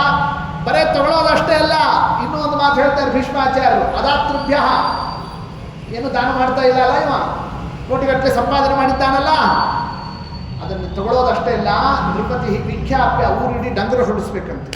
ಇವಂದು ಯಾಕೆ ತಗೋತಾ ಇದ್ದೀರಿ ಅಂತಂದರೆ, ಇವ ಇಷ್ಟು ಗಳಿಸಿದ್ರು ಕೂಡ 10 ರೂಪಾಯಿ ಇದನ್ನೇ ಸದ್ವಿನಿಯೋಗ ಮಾಡ್ತಾ ಇಲ್ಲ, ಅದಕ್ಕೆ ನಾ ತಗೋತಾ ಇದ್ದೀನಿ ಅಂತ ವಿಖ್ಯಾಪನವನ್ನು ಮಾಡಿ ಎಲ್ಲ ಊರಿಡಿ ಎಲ್ಲರಿಗೂ ತಿಳಿಸಿ ಆಮೇಲೆ ಅದನ್ನೇನು ಮಾಡಬೇಕಾದ ರಾಜ ಅದನ್ನು ತಗೊಳ್ತಕ್ಕಂಥದ್ದು. ಹೀಗೆ ಯಜ್ಞಯಾಗಾದಿಗಳನ್ನೇ ನಡೆಸೋದಕ್ಕೆ ಯಾರದನ್ನೇ ರಾಜ ತಗೋಬೇಕು ಅನ್ನೋದನ್ನೆಲ್ಲ ವಿಚಾರವನ್ನು ತಿಳಿಸಿದ್ದಾರೆ. ಇನ್ನು ಅದರ ಮೇಲೆ ನಾನಾ ವಿಧವಾಗಿರತಕ್ಕಂತಹ ದೋಷಗಳಲ್ಲಿ, ಪಾಪಗಳಲ್ಲಿ ಅನೇಕ ಪ್ರಾಯಶ್ಚಿತ್ತಗಳನ್ನೇ ಚಾಂದ್ರಾಯಣಾದಿಗಳು, ಏಕರಾತ್ರಾದಿ ವ್ರತಗಳು, ಕೃಚ್ಛ್ರಾದಿ ವ್ರತಗಳು, ಹೀಗೆ ನಾನಾ ಕ್ರಮದ ಆ ವ್ರತ ವಿಶೇಷಗಳನ್ನೆಲ್ಲವನ್ನೂ ಕೂಡ ಹೇಳ್ತಾ, ಅದರಲ್ಲಿ ವಿಶೇಷತಃ ಇಂತಿಂಥ ತಪ್ಪು ಮಾಡಿದರೆ ಎಂಥ ಪ್ರಾಯಶ್ಚಿತ್ತ ಹೇಳ್ತಾರೆ, ಅದನ್ನು ನೋಡಿದಾಗ ಅಂಥ ತಪ್ಪು ನಾವು ಮಾಡಬಾರದು ಅಂತ ಅನ್ನೋದು ಮನಸ್ಸಿಗೆ ಬರಬೇಕು. ಯಾವ ಭ್ರೂಣ ಆಹವ ಮಧ್ಯೇತು ಶುದ್ಧತೆ ಶಸ್ತ್ರಪಾತತಃ, ಭ್ರೂಣ ಹತ್ಯಾವನ್ನು ಮಾಡಿದ. ಸ್ಕ್ಯಾನಿಂಗ್ ಸೆಂಟರ್ಸ್ನವ್ರಿಗೆಲ್ಲ ಇದು ಗೊತ್ತಾಯ್ತಲ್ಲ, ಭ್ರೂಣ ಹತ್ಯಾವನ್ನು ಮಾಡ್ತಾರಲ್ಲ, ಅಂಥದ್ದು ಅವ್ರಿಗೆ ಏನು ಶಿಕ್ಷಾ ಅಂತಂತಂದರೆ, ಯುದ್ಧದ ಮಧ್ಯದಲ್ಲಿ ಅವ್ರನ್ನ ಹಾಕಬೇಕು, ಆ ಶಸ್ತ್ರದಿಂದ ಅವ್ರು ಪ್ರಾಣ ಬಿಡಬೇಕು, ಅಂದರೆ ಮಾತ್ರ ಅವ್ರಿಗೆ ಅದು ಪ್ರಾಯಶ್ಚಿತ್ತ. ಆಹವ ಮಧ್ಯತಃ ಅಂದರೆ ಘೋರವಾಗಿರ್ತಕ್ಕ ಯುದ್ಧ ನಡೆದಾಗ ಆ ಯುದ್ಧದ ಮಧ್ಯದಲ್ಲಿ ಯಾರ ಭ್ರೂಣ ಹತ್ಯಾವನ್ನು ಮಾಡತಕ್ಕಂಥ ಪಾಪಿಷ್ಠರಿದ್ದಾರಲ್ಲ ಅಂಥವ್ರನ್ನ ಅಲ್ಲಿ ಹಾಕಿ ಆ ಪ್ರಾಣ ಬಿಡೋದೇ ಅವ್ರಿಗೆ ಪ್ರಾಯಶ್ಚಿತ್ತ. ಅಲ್ಲ, ಪ್ರಾಣ ಬಿಡೋದೇ ಪ್ರಾಯಶ್ಚಿತ್ತ. ಪ್ರಾಯಶ್ಚಿತ್ತ ಮಾಡಿ ಬದುಕಬೇಕು ಹೋದಲ್ಲ. ಪ್ರಾಯಶ್ಚಿತ್ತ ಅಂದರೆ ಏನು? ನಮ್ಮ ಪಾಪಗಳೆಲ್ಲ ಕಳ್ಕೊಂಡಪ್ಪ ಅಂತ ಏನೋ ಹೋಯಿತು, ಗಂಗಾ ಸ್ನಾನನೋ ಅಥವಾ ಒಂದು ಲಕ್ಷಾಂತರ ರೂಪಾಯಿ ದಾನನೋ ಅಥವಾ ಏನು ಹೋಮನೋ ಅಥವಾ ಒಂದು ಜಪನೋ ಏನಾರು ಮಾಡಿ ನಮ್ಮ ಪಾಪ ಎಲ್ಲ ಹೋಯಿತು, ಪ್ರಾಯಶ್ಚಿತ್ತ ಮಾಡ್ಕೊಂಡಿದ್ದಕ್ಕೆ ಅನ್ನೋದು ಪ್ರಾಯಶ್ಚಿತ್ತ. ನೀವು ಪ್ರಾಯಶ್ಚಿತ್ತ ಅಂದರೆ ಏನು ಪ್ರಾಯಶ್ಚಿತ್ತ ಹೇಳ್ತೀರಿ? ಯುದ್ಧದ ಮಧ್ಯದಲ್ಲಿ ಅವನು ತಗೊಂಡು ಹಾಕಿರಿ, ಅವನ್ನೇ ಅತ್ಲಾಗಿದ್ದರು ಶಸ್ತ್ರಾಸ್ತ್ರಗಳು, ಇತ್ಲಾಗಿದ್ದರು ಶಸ್ತ್ರಾಸ್ತ್ರಗಳು, 2 ಬಾಂಬ್ನಿಂದ ಅವನ ಢಮಾರಂತ ಹೋಗ್ಲಿರ್ತದ್ರೆ ಇದು ಪ್ರಾಯಶ್ಚಿತ್ತನಾ ಇದು ಅಂತ ಅನಿಸ್ತದೆ. ಪ್ರಾಯಶ್ಚಿತ್ತ ಅಂದರೆ ಏನು ಅಂತ ತಿಳ್ಕೋಬೇಕು. ಅದಕ್ಕೆ ಅದು ಒಂದು ವಿಚಾರ. ಪ್ರಾಯಶ್ಚಿತ್ತ ಅಂದರೆ ಏನು? ನಾವು ಪಾಪ ಕಳ್ಕೊಂಡ್ಬಿಡೋದು, ಆಮೇಲೆ ಮೊದಲಂತೆ ಆಗಿಬಿಡ್ತೀವಿ, ಅದು ಪ್ರಾಯಶ್ಚಿತ್ತ ಅಂತ ಶಾಸ್ತ್ರದಲ್ಲಿ ಹೇಳಿಲ್ಲ. ಪ್ರಾಯಶ್ಚಿತ್ತ ಶಬ್ದದ ಅರ್ಥ ಏನು ಅಂತಂತಂದರೆ, ಯಾವ ತಪ್ಪು ಮಾಡಿದ್ದರಿಂದ ಪರಲೋಕದಲ್ಲಿ ನಾವು ಲಕ್ಷ ಲಕ್ಷ ವರ್ಷ ದುಃಖವನ್ನು ಅನುಭವಿಸ್ತಕ್ಕಂತಹ ನರಕಯಾತನಗಳಿರ್ತದೆ, ಆ ನರಕಯಾತನವನ್ನು ತಪ್ಪಿಸಿಕೊಳ್ಳತಕ್ಕಂಥ ವಿಚಾರ ಯಾವುದು ಇಟ್ಕೊಂಡು ಹೊರಟಿರ್ತದೆ? ಪ್ರಾಯಶ್ಚಿತ್ತ. ಅಂದರೆ ಬರೀ ಇಹಲೋಕದಿಂದ ವಿಚಾರ ಅಲ್ಲ. ಅಂದರೆ ಪ್ರಾಯಶ್ಚಿತ್ತಕ್ಕೆ ಅನೇಕ ಪ್ರಯೋಜನ. ಒಂದು, ಇಹಲೋಕದಲ್ಲಿ ಪತಿತನಾದಂಥವ ತನ್ನ ಪುನಃ ಪೂರ್ವತನವಾದ ಯೋಗ್ಯತೆಯನ್ನೇ ಅಧಿಕಾರವನ್ನು ಹೊಂದಿ ಧರ್ಮಕರ್ಮಗಳನ್ನು ನಡೆಸೋದಕ್ಕೆ ಅರ್ಹತೆ ಪಡೆಯೋದು, ಇದು ಒಂದು ಪ್ರಾಯಶ್ಚಿತ್ತದ ಫಲ. ಮತ್ತೊಂದು, ಪರಲೋಕದಲ್ಲಿ ಅನಂತ ದುಃಖ ಏನಿರ್ತದೆ ಮಾಡಿರೋ ತಪ್ಪಿನಿಂದ ಅದರ ಪರಿಹಾರ, ಅದು ಪ್ರಾಯಶ್ಚಿತ್ತದ ಫಲ. ಮತ್ತೆ ಭ್ರೂಣ ಹತ್ಯಾವನ್ನು ಮಾಡಿದ ಅಂತಂತಂದರೆ ಆ ಭ್ರೂಣ ಹತ್ಯಾದಿಂದ ಇಹಲೋಕದಲ್ಲಿ ಎಂದಾರು ಒಂದು ದಿವಸ ಸಾಯೋದಿದ್ದಿದ್ದೆ, ತಿಂದು ಉಂಡು ಹೆಂಗೋ ಒಂದು ರೋಗಗ್ರಸ್ತನಾಗಿ ಹಂಗೆ ಹಿಂಗೆ ಸತ್ತರೆ ಆ ಪರಲೋಕದ ದುಃಖ ಹೋಗೋದಿಲ್ಲೋ. ಯುದ್ಧದ ಮಧ್ಯದಲ್ಲಿ ಪ್ರಾಯಶ್ಚಿತ್ತ, ನನಗೆ ಶಸ್ತ್ರಾಸ್ತ್ರಗಳಿಂದ ಪ್ರಾಣ ಹೋಗಲಿ ಅಂತ ಆತ ಸಂಕಲ್ಪಪೂರ್ವಕವಾಗಿ ಹೋಗಿ ಕೂತ್ಕೊಂಡು ಪ್ರಾಣವನ್ನು ಬಿಟ್ಟ ಅಂತ ಆದರೆ ಆಗ ಹಿಂದೆ ಮಾಡಿರತಕ್ಕ ಭ್ರೂಣ ಹತ್ಯಾ ಪಾಪ ಏನಿದೆ ಅದನ್ನು ಕಳ್ಕೊಳ್ತಾನೆ. ನರಕಾದಿ ದುಃಖವನ್ನೇ ಪರಿಹಾರ ಮಾಡಿಕೊಳ್ಳಲಿಕ್ಕೆ ಅದು ಪ್ರಾಯಶ್ಚಿತ್ತ. ಇದು ಭ್ರೂಣ ಹತ್ಯಾಕ್ಕೆ. ಇನ್ನು ಅದರಂತೆಯೇ ಸುರಾಪಹ, ಹೆಂಡ ಕುಡಿದ, ಏನು ಪ್ರಾಯಶ್ಚಿತ್ತ? ಹೆಂಡ ಕುಡಿದವರಿಗೆ ಸುರಾಪೋ ವಾರುಣಿ ಮುಷ್ಟ ಪೀತ್ವಾ ಪಾಪಾದ್ವಿಮುಚ್ಯತೆ. ಹೆಂಡ ಕುಡಿದರೆ ಅದೇ ಹೆಂಡವನ್ನೇ ಮರಳೋ ಹಂಗೆ ಕುದಿಸಿ ಬಾಯಕ್ಕೆ ಹಾಕಬೇಕು. ಗೊತ್ತಾಯ್ತು? ವಾರುಣಿ ಉಷ್ಣ, ಅದು ಏನಿರಬೇಕು, ಕುದಿತಿರ್ಬೇಕು, ಅಂಥದ್ದನ್ನು ಹಾಕಿ ಅದರಿಂದ ಪ್ರಾಣ ಬಿಡಬೇಕು. ಅದರಿಂದ ಮಾತ್ರ ಆ ಮದ್ಯಪಾನದಿಂದ, ಹೆಂಡ ಕುಡಿದಿದ್ದರಿಂದ ಬಂದಿರತಕ್ಕ ಆ ಪಾಪಕ್ಕೆ ಅದು ಪ್ರಾಯಶ್ಚಿತ್ತ. ನೋಡಿ, ಅದನ್ನು ತಿಳಿಸ್ತಾ ಇದ್ದ. ಗುರುತಲ್ಪ ಅಧಿಷ್ಠಾಯ ದುರಾತ್ಮ ಪಾಪಚೇತನ. ಇನ್ನು ಅದರಂತೇನೆ ಗುರುತಲ್ಪ. ಗುರುತಲ್ಪ ಅಂತಂತಂದರೆ, ತಲ್ಪ ಅಂದರೆ ಹಾಸಿಗೆ. ಅಂದರೆ ಗುರುಗಳು ಯಾವ ಹಾಸಿಗೆಯಲ್ಲಿ ಮಲಗುತ್ತಾರೋ ಆ ಹಾಸಿಗೆಯಲ್ಲಿ ಮಲಗೋದು. ಅಂದರೆ ಆ ಗುರುಗಳ ಹೆಂಡತಿಯನ್ನೇ ತಾನು ಹಾಳು ಮಾಡೋದು. ಇದೊಂದು ದೊಡ್ಡ ಪಾಪ. ಅಂಥ ಪಾಪವನ್ನು ಮಾಡಿದ ಅಂತಂತಂದರೆ ಅವನಿಗೇನು ಪ್ರಾಯಶ್ಚಿತ್ತ? ಶಿಲಾಂ ಜ್ವಲಂತಿ ಮಾಸಾಧ್ಯ ಮೃತ್ಯುರ ಸೋಭಿಶುದ್ಧತೆ. ಶಿಲಾದಿಂದ ನಿರ್ಮಿತವಾಗಿರತಕ್ಕ ಅಥವಾ ಲೋಹದಿಂದ ನಿರ್ಮಿತವಾಗಿರತಕ್ಕ ಸ್ತ್ರೀ ಪ್ರತಿಮಾವನ್ನು ಮಾಡಿ ಆ ಪ್ರತಿಮಾವನ್ನೇ ಕಾಯಿಸಿ ಆ ಕಾಯಿಸಿರ್ತಕ್ಕ ಪ್ರತಿಮಾವನ್ನೇ ಗಟ್ಟಿ ಆಲಿಂಗನ ಮಾಡ್ಕೋ ಅಂತ ಆತನಿಗೆ ತಿಳಿಸಿ ಅದರಿಂದ ಪ್ರಾಣ ಬಿಡೋದಿದೆಯಲ್ಲ, ಅದಕ್ಕೆ ಪ್ರಾಯಶ್ಚಿತ್ತ. ನೋಡಿ, ಹೀಗೆ ಯಾವುದನ್ನು ಹೇಳ್ತಾ ಇದ್ದಾರೆ? ಆ ಒಂದು ಗುರುತಲ್ಪಕ್ಕೆ ಪ್ರಾಯಶ್ಚಿತ್ತವನ್ನು ಹೇಳ್ತಾ ಇದ್ದಾರೆ. ಅಥವಾ ಬ್ರಾಹ್ಮಣಾರ್ಥೇ ಪಿವಾ ಪ್ರಾಣ, ಅಥವಾ ಒಬ್ಬ ಬ್ರಾಹ್ಮಣ ಸಾಯ್ತಾ ಇದ್ದಾಗ ತನ್ನ ಪ್ರಾಣವನ್ನೇ ಅವನಿಗೋಸ್ಕರ ಬಿಟ್ಟ ಅಂದರೆ ಅದು ಪ್ರಾಯಶ್ಚಿತ್ತ ಆಗ್ತದೆ. ಏವಂಬ ತಪಸಾಯುಕ್ತೋ ಬ್ರಹ್ಮ ಸವನೀತವ. ನೋಡಿ, ಬ್ರಹ್ಮಹತ್ಯ, ಸುರಾಪಾನ, ಇನ್ನು ಅದರಂತೆಯೇ ಭ್ರೂಣ ಹತ್ಯ, ಇಂತಿಂಥ ದೊಡ್ಡ ಪಾಪಗಳಿದೆ. ಇಂಥ ನೂರಾರು ಪಾಪಗಳಿದ್ದ. ಅಂತಹ ಎಲ್ಲ ಪಾಪಗಳಿಗೂ ಪ್ರಾಯಶ್ಚಿತ್ತ ಇಲ್ಲದೆ ಇರೋ ಪಾಪನೇ ಇಲ್ಲ. ಇಷ್ಟು ತಿಳ್ಕೊಂಡ್ಬಿಟ್ರಿ. ಅದೊಂದು ಇಂಪಾರ್ಟೆಂಟ್. ಎಲ್ಲ ಪಾಪಕ್ಕೂ ಪ್ರಾಯಶ್ಚಿತ್ತ ಇದೆ, ಆದರೆ ಒಂದು ಪಾಪಕ್ಕೆ ಮಾತ್ರ ಪ್ರಾಯಶ್ಚಿತ್ತ ಇಲ್ಲ ಅಂತ ಹೇಳ್ತಾರೆ. ಯಾವ ಪಾಪಕ್ಕೆ ಪ್ರಾಯಶ್ಚಿತ್ತ ಇಲ್ಲ? ಏನು ಮಾಡಿದ್ರು ಪ್ರಾಯಶ್ಚಿತ್ತ. ಎಲ್ಲದಕ್ಕೂ ಹೇಳ್ತಾರೆ ಶಾಸ್ತ್ರದಲ್ಲಿ. ಕೃತಘ್ನಸ್ಯ ನ ನಿಷ್ಕೃತಿ. ಕೃತಘ್ನನಿಗೆ ಯಾವ ಪ್ರಾಯಶ್ಚಿತ್ತನೂ ಇಲ್ಲ. ಉಪಕಾರವನ್ನು ಪಡೆದು ಉಪಕಾರ ಮಾಡಿದವರಿಗೇನೇ ತಾನು ಅಪಕಾರವನ್ನು ಮಾಡಿ ದ್ರೋಹವನ್ನು ಮಾಡತಕ್ಕ ಕೃತಜ್ಞನ ಇದ್ದಾರಲ್ಲ, ಕೃತಜ್ಞತೆಗೆ ಯಾವ ಪ್ರಾಯಶ್ಚಿತ್ತನೂ ಇಲ್ಲ. ಅವನು ಗಂಗಾದಲ್ಲಿ ಮುಳುಗಿದ್ರು ಅಷ್ಟೇ, ಎಲ್ಲಿ ಹೋದ್ರು ಅಷ್ಟೇ, ಏನು ಮಾಡಿದ್ರು ಅಷ್ಟೇ, ಆ ದೋಷ ತಟ್ಟೋದೇನೆ ಅದರ ಫಲ ಅನುಭವಿಸಲಿಕ್ಕೆ ಬೇಕು. ಇಹಲೋಕ ಪರಲೋಕಗಳಲ್ಲೂ ಕೂಡ ಏನೇನು ಶಾಸ್ತ್ರೋಕ್ತವಾಗಿರತಕ್ಕಂತಹ ಯಥಾ ವೇದನಾ ದುಃಖ ಇತ್ಯಾದಿಗಳು ಹೇಳ್ತಾರೆ, ಅವೆಲ್ಲವೂ ಕೂಡ ಅವು ಪರಿಹಾರ ಆಗತಕ್ಕಂಥ ಅಲ್ಲ. ಹಿಂಗೆ ಏವಮೇತತ್ ಸಮುದ್ದಿಷ್ಟ ಪ್ರಾಯಶ್ಚಿತ್ತ ನಿಷೇವಣ. ಇದೆಲ್ಲ ಪ್ರಾಯಶ್ಚಿತ್ತದ ವಿಚಾರವನ್ನೇ. ಅದರಲ್ಲೂ ಬ್ರಾಹ್ಮಣಸ್ಯ ವಿಶೇಷೇಣ ಬಹಳ ಮಹತ್ವದ ವಿಚಾರ. ಯಾವುದೇ ಧರ್ಮಾಧರ್ಮಗಳ ವಿಷಯದಲ್ಲಿ ಎಲ್ಲವೂ ಪ್ರಧಾನವಾಗಿ ಯಾರನ್ನು ಇಟ್ಟುಕೊಂಡು ಹೇಳ್ತದೆ? ಗುಣ ಆಗಲಿ ದೋಷ ಆಗಲಿ, ಪುಣ್ಯ ಆಗಲಿ ಪಾಪ ಆಗಲಿ, ಬ್ರಾಹ್ಮಣಸ್ಯ ವಿಶೇಷೇಣ ಹೇಳೋದೆಲ್ಲ ಯಾರಿಗೆ? ಬ್ರಾಹ್ಮಣನಿಗೆ. ಕಾರಣ ಯದಜ್ಞಾನ ಛಾಯತಿ. ಮೊದಲನೇ ಫ್ಲೋರು, ಎರಡನೇ ಫ್ಲೋರು, ಮೂರನೇದು, ನಾಲ್ಕನೇದು. 4 ಏನಿದೆ ಬಿಲ್ಡಿಂಗ್ನಲ್ಲಿ, ಆ ಒಂದು ಕಟ್ಟಡದಲ್ಲಿ ಮಹಡಿಗಳಿದ್ದಾವಲ್ಲ, ಯಾರಿಗೆ ಭಾಳ ಎಚ್ಚರಿಕೆಯಿಂದ ಇರಲಿ ಅಂತ ಹೇಳ್ತಾರೆ. 4ನೇ ಫ್ಲೋರ್ನಲ್ಲಿದ್ದವನು ಜಾರಿ ಬಿದ್ದಿ ಇತ್ತಂದರೆ ನೀವು ಬದುಕೋದಿಲ್ಲ. 3ನೇ ಬದುಕಬಹುದು, ಬದುಕದೇ ಇರ್ಬೋದು. 2ನೇ ಫ್ಲೋರ್ನವನಿದ್ದವನು ಕೈಕಾಲು ಮುರಿತದೆ ಅಷ್ಟೇ. ಮೊದಲನೇ ಫ್ಲೋರ್ನಂತ ಸ್ವಲ್ಪ ಏನೋ ಕಲಿಸ್ತದೆ ಅಷ್ಟೇ. ನೋಡಿ, ಇದು ಬ್ರಾಹ್ಮಣ, ಕ್ಷತ್ರಿಯ, ವೈಶ್ಯ, ಶೂದ್ರ ಅನ್ನೋದನ್ನು ಶಾಸ್ತ್ರ ಹೇಳ್ತಕ್ಕಂಥದ್ದು. ತತ್ರಾಪಿ ಜನ್ಮಶತಕೋಟಿಷು ಬ್ರಾಹ್ಮಣತ್ವ, ತತ್ರಾಪಿ ಜನ್ಮಶತಕೋಟಿಷು ಮಾನುಷತ್ವ, ತತ್ರಾಪಿ ಜನ್ಮಶತಕೋಟಿಷು ಬ್ರಾಹ್ಮಣತ್ವ, ತತ್ರಾಪಿ ಜನ್ಮಶತಕೋಟಿಷು ವೈಷ್ಣವತ್ವ, ತತ್ರಾಪಿ ಜನ್ಮಶತಕೋಟಿಷು ಮತ್ಪರತ್ವ ಅಂದಿದ್ದ. ಎಷ್ಟು ಜನ್ಮ ಶತಕೋಟಿಷು, 100 ಕೋಟಿ ಜನ್ಮ ಆದಮೇಲೆ ಮನುಷ್ಯನಾಗಿ ಹುಟ್ಟುತ್ತಾನೆ. ಮನುಷ್ಯ ಜನ್ಮ ಬರೋದಕ್ಕೆ ಎಷ್ಟು ಕ್ರಿಮಿ, ಕೀಟ, ಹುಳ, ಹುಪ್ಪುಟಿ, ನಾನಾ ಜೀವರಾಶಿಗಳಲ್ಲಿ ತಿರುಗಿ ತಿರುಗಿ ತಿರುಗಿ ಕಡೆಗೆ ಎಲ್ಲ ದೋಷ ಕಳ್ಕೊಂಡು, ಅದೆಲ್ಲ ನಮ್ಮ ಪಾಪಗಳನ್ನು ಕಳ್ಕೊಂಡು ಅಂತೂ ಮತ್ತೆ ಇನ್ನೊಂದು ಟಿಕೆಟ್ ಕೊಡ್ತಾರೆ ಮನುಷ್ಯನಾಗಿ ಹುಟ್ಟಲಿಕ್ಕೆ. ಹಿಂಗೆ ಹುಟ್ಟು ಬರೋದಿರ್ತದೆ. ಮನುಷ್ಯನಾಗೋದು ಅಂದರೆ ಬಹಳ ಸುಲಭ ಇಲ್ಲ. ಅಂಥ ಮನುಷ್ಯನಾದ ಮೇಲೂ ತತ್ರಾಪಿ ಜನ್ಮ ಶತಕೋಟಿಷು ಬ್ರಾಹ್ಮಣತ್ವ.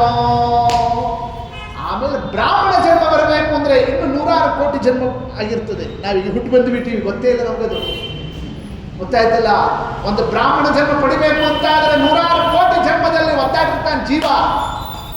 ಅಂಥ ಶರೀರ ಪಡೆದಿರು. ತತ್ರಾಪಿ ಆ ಬ್ರಾಹ್ಮಣ ಜನ್ಮದಲ್ಲೂ ಜನ್ಮ ಶತಕೋಟಿಷು ವೈಷ್ಣವತ್ವ. ಅದರಲ್ಲೂ ವೈಷ್ಣವ ಜನ್ಮ ಬರೋದು. ವೈಷ್ಣವರಾಗಿರ್ತಕ್ಕ ತಂದೆ ತಾಯಿ ಅವರ ಹೊಟ್ಟೆಯಲ್ಲಿ ಹುಟ್ಟಿ ಬರೋದು. ಅದಕ್ಕೆ 100 ಕೋಟಿ ಜನ್ಮ ಬೇಕು. ಅಂಥ ವೈಷ್ಣವ ಜನ್ಮ ಬಂದಾಗಿಯೂ ತತ್ರಾಪಿ ಜನ್ಮ ಶತಕೋಟಿಷು ಮತ್ಪರತ್ವ. ಅಪ್ಪ ಅಮ್ಮ ಹರಿಭಕ್ತರಾದ ಮಾತ್ರಕ್ಕೆ, ಅಲ್ಲಿ ಹುಟ್ಟಿದ ಮಾತ್ರಕ್ಕೆ ಅವ್ರದ್ದು O positive B positive blood ಬಂದಂಗೆ ಭಕ್ತಿ ಬರೋದಿಲ್ಲ. ಆ ಹರಿಭಕ್ತಿ ಬರಬೇಕು ಅಂತ ಆದರೆ 100 ಕೋಟಿ ಜನ್ಮ ಬೇಕಾಗ್ತದೆ. ದೇವರಲ್ಲಿ ಹರಿಭಕ್ತಿ ಬರೋದಿದೆಯಲ್ಲ, ಅದು ಬಹಳ ದುರ್ಲಭ. ಆದ್ದರಿಂದ ದೇವರಲ್ಲಿ ಭಕ್ತಿ ಮಾಡತಕ್ಕಂಥದ್ದನ್ನೇ ಕಳ್ಕೋಬೇಡ್ರು. ಅದರಿಂದ ಮಾತ್ರ ನಿಮ್ಮ ಜನ್ಮ ಸಾರ್ಥಕ ಆಗತಕ್ಕಂಥದ್ದು. ಈ ದೃಷ್ಟಿ ಇಟ್ಕೊಂಡು ಎಲ್ಲ ಹೇಳ್ತಾರೆ. ಪ್ರಾಯಶ್ಚಿತ್ತ, ವ್ರತ, ನಿಯಮ, ಸಾಧನ, ಅನುಷ್ಠಾನ. ಏನು ಚಂದ ಇದೆ ಭೀಷ್ಮಾಚಾರ್ಯ ಕೊಡ್ತಕ್ಕಂತಹ ಈ ಒಂದು ಉಪದೇಶ ಕ್ರಮ. ಅಂತಹ ಶಾಂತಿ ಪರ್ವ, ಅದರಲ್ಲಿ ಬರ್ತಕ್ಕಂತಹ ಈ ಒಂದು ಅನೇಕ ಉಪಪರ್ವಗಳು, ಅದರಲ್ಲಿ ಬಂದಿರತಕ್ಕ ಆಪದ್ಧರ್ಮ ಪರ್ವ. ಅಂತಹ ಆಪದ್ಧರ್ಮ ಪರ್ವ ಅದರ ಅವಶಿಷ್ಟವಾಗಿರತಕ್ಕ 4 ಅಧ್ಯಾಯಗಳೇನಿದ್ದಾವೆ ಅದರ ವಿಚಾರವನ್ನೇ ನಾಳೆ ದಿವಸ ನಿರೂಪಣವನ್ನು ಮಾಡುತ್ತಾ ಈ ಒಂದು ಮಂಗಳಾದೇವಿ, ಮಂಗಳ ಮಧ್ಯಾನಿ, ಮಂಗಳ ಅಂತಾನಿ ಅಂತ ಆದಿಯಲ್ಲೂ ಮಂಗಳ, ಮಧ್ಯದಲ್ಲೂ ಮಂಗಳ, ಕಡೆಗೂ ಮಂಗಳ ಅಂತ ದೊಡ್ಡ ಗ್ರಂಥಕ್ಕೆ ಹಂಗೆ ಮಾಡಬೇಕು ಅಂತ ಶಾಸ್ತ್ರದಲ್ಲಿ ಹೇಳಿರೋ ಕ್ರಮದಂತೆ ನಾಳೆ ಮಧ್ಯದಲ್ಲಿ, ಅಂದರೆ ಇನ್ನು ಶಾಂತಿಪುರ ಪೂರ್ತಿ ಮುಗಿದಿಲ್ಲ, ಮಧ್ಯದಲ್ಲೂ ಮಂಗಳ ಮಾಡಲಿಕ್ಕೆ ಒಂದು ಸನ್ನಿವೇಶ. ಅದನ್ನು ನಾಳೆ ದಿವಸ ಈ ಒಂದು ವಾರದಿಂದ ಹೇಳಿರ್ತಕ್ಕ ಈ ಒಂದು ಪ್ರವಚನದ ಉಪಸಂಹಾರವನ್ನೇ ರಾಯರ ನಮ್ಮ ಕುಲದೇವರ ಸನ್ನಿಧಾನದಲ್ಲಿ ನಾಳೆ ಅರ್ಪಣಾತ್ಮಕವಾಗಿ ನಡೆಸ್ತಕ್ಕಂಥದ್ದು. ಶ್ರೀಕೃಷ್ಣಾರ್ಪಣಮಸ್ತು. ಹರಯೇ ನಮಃ.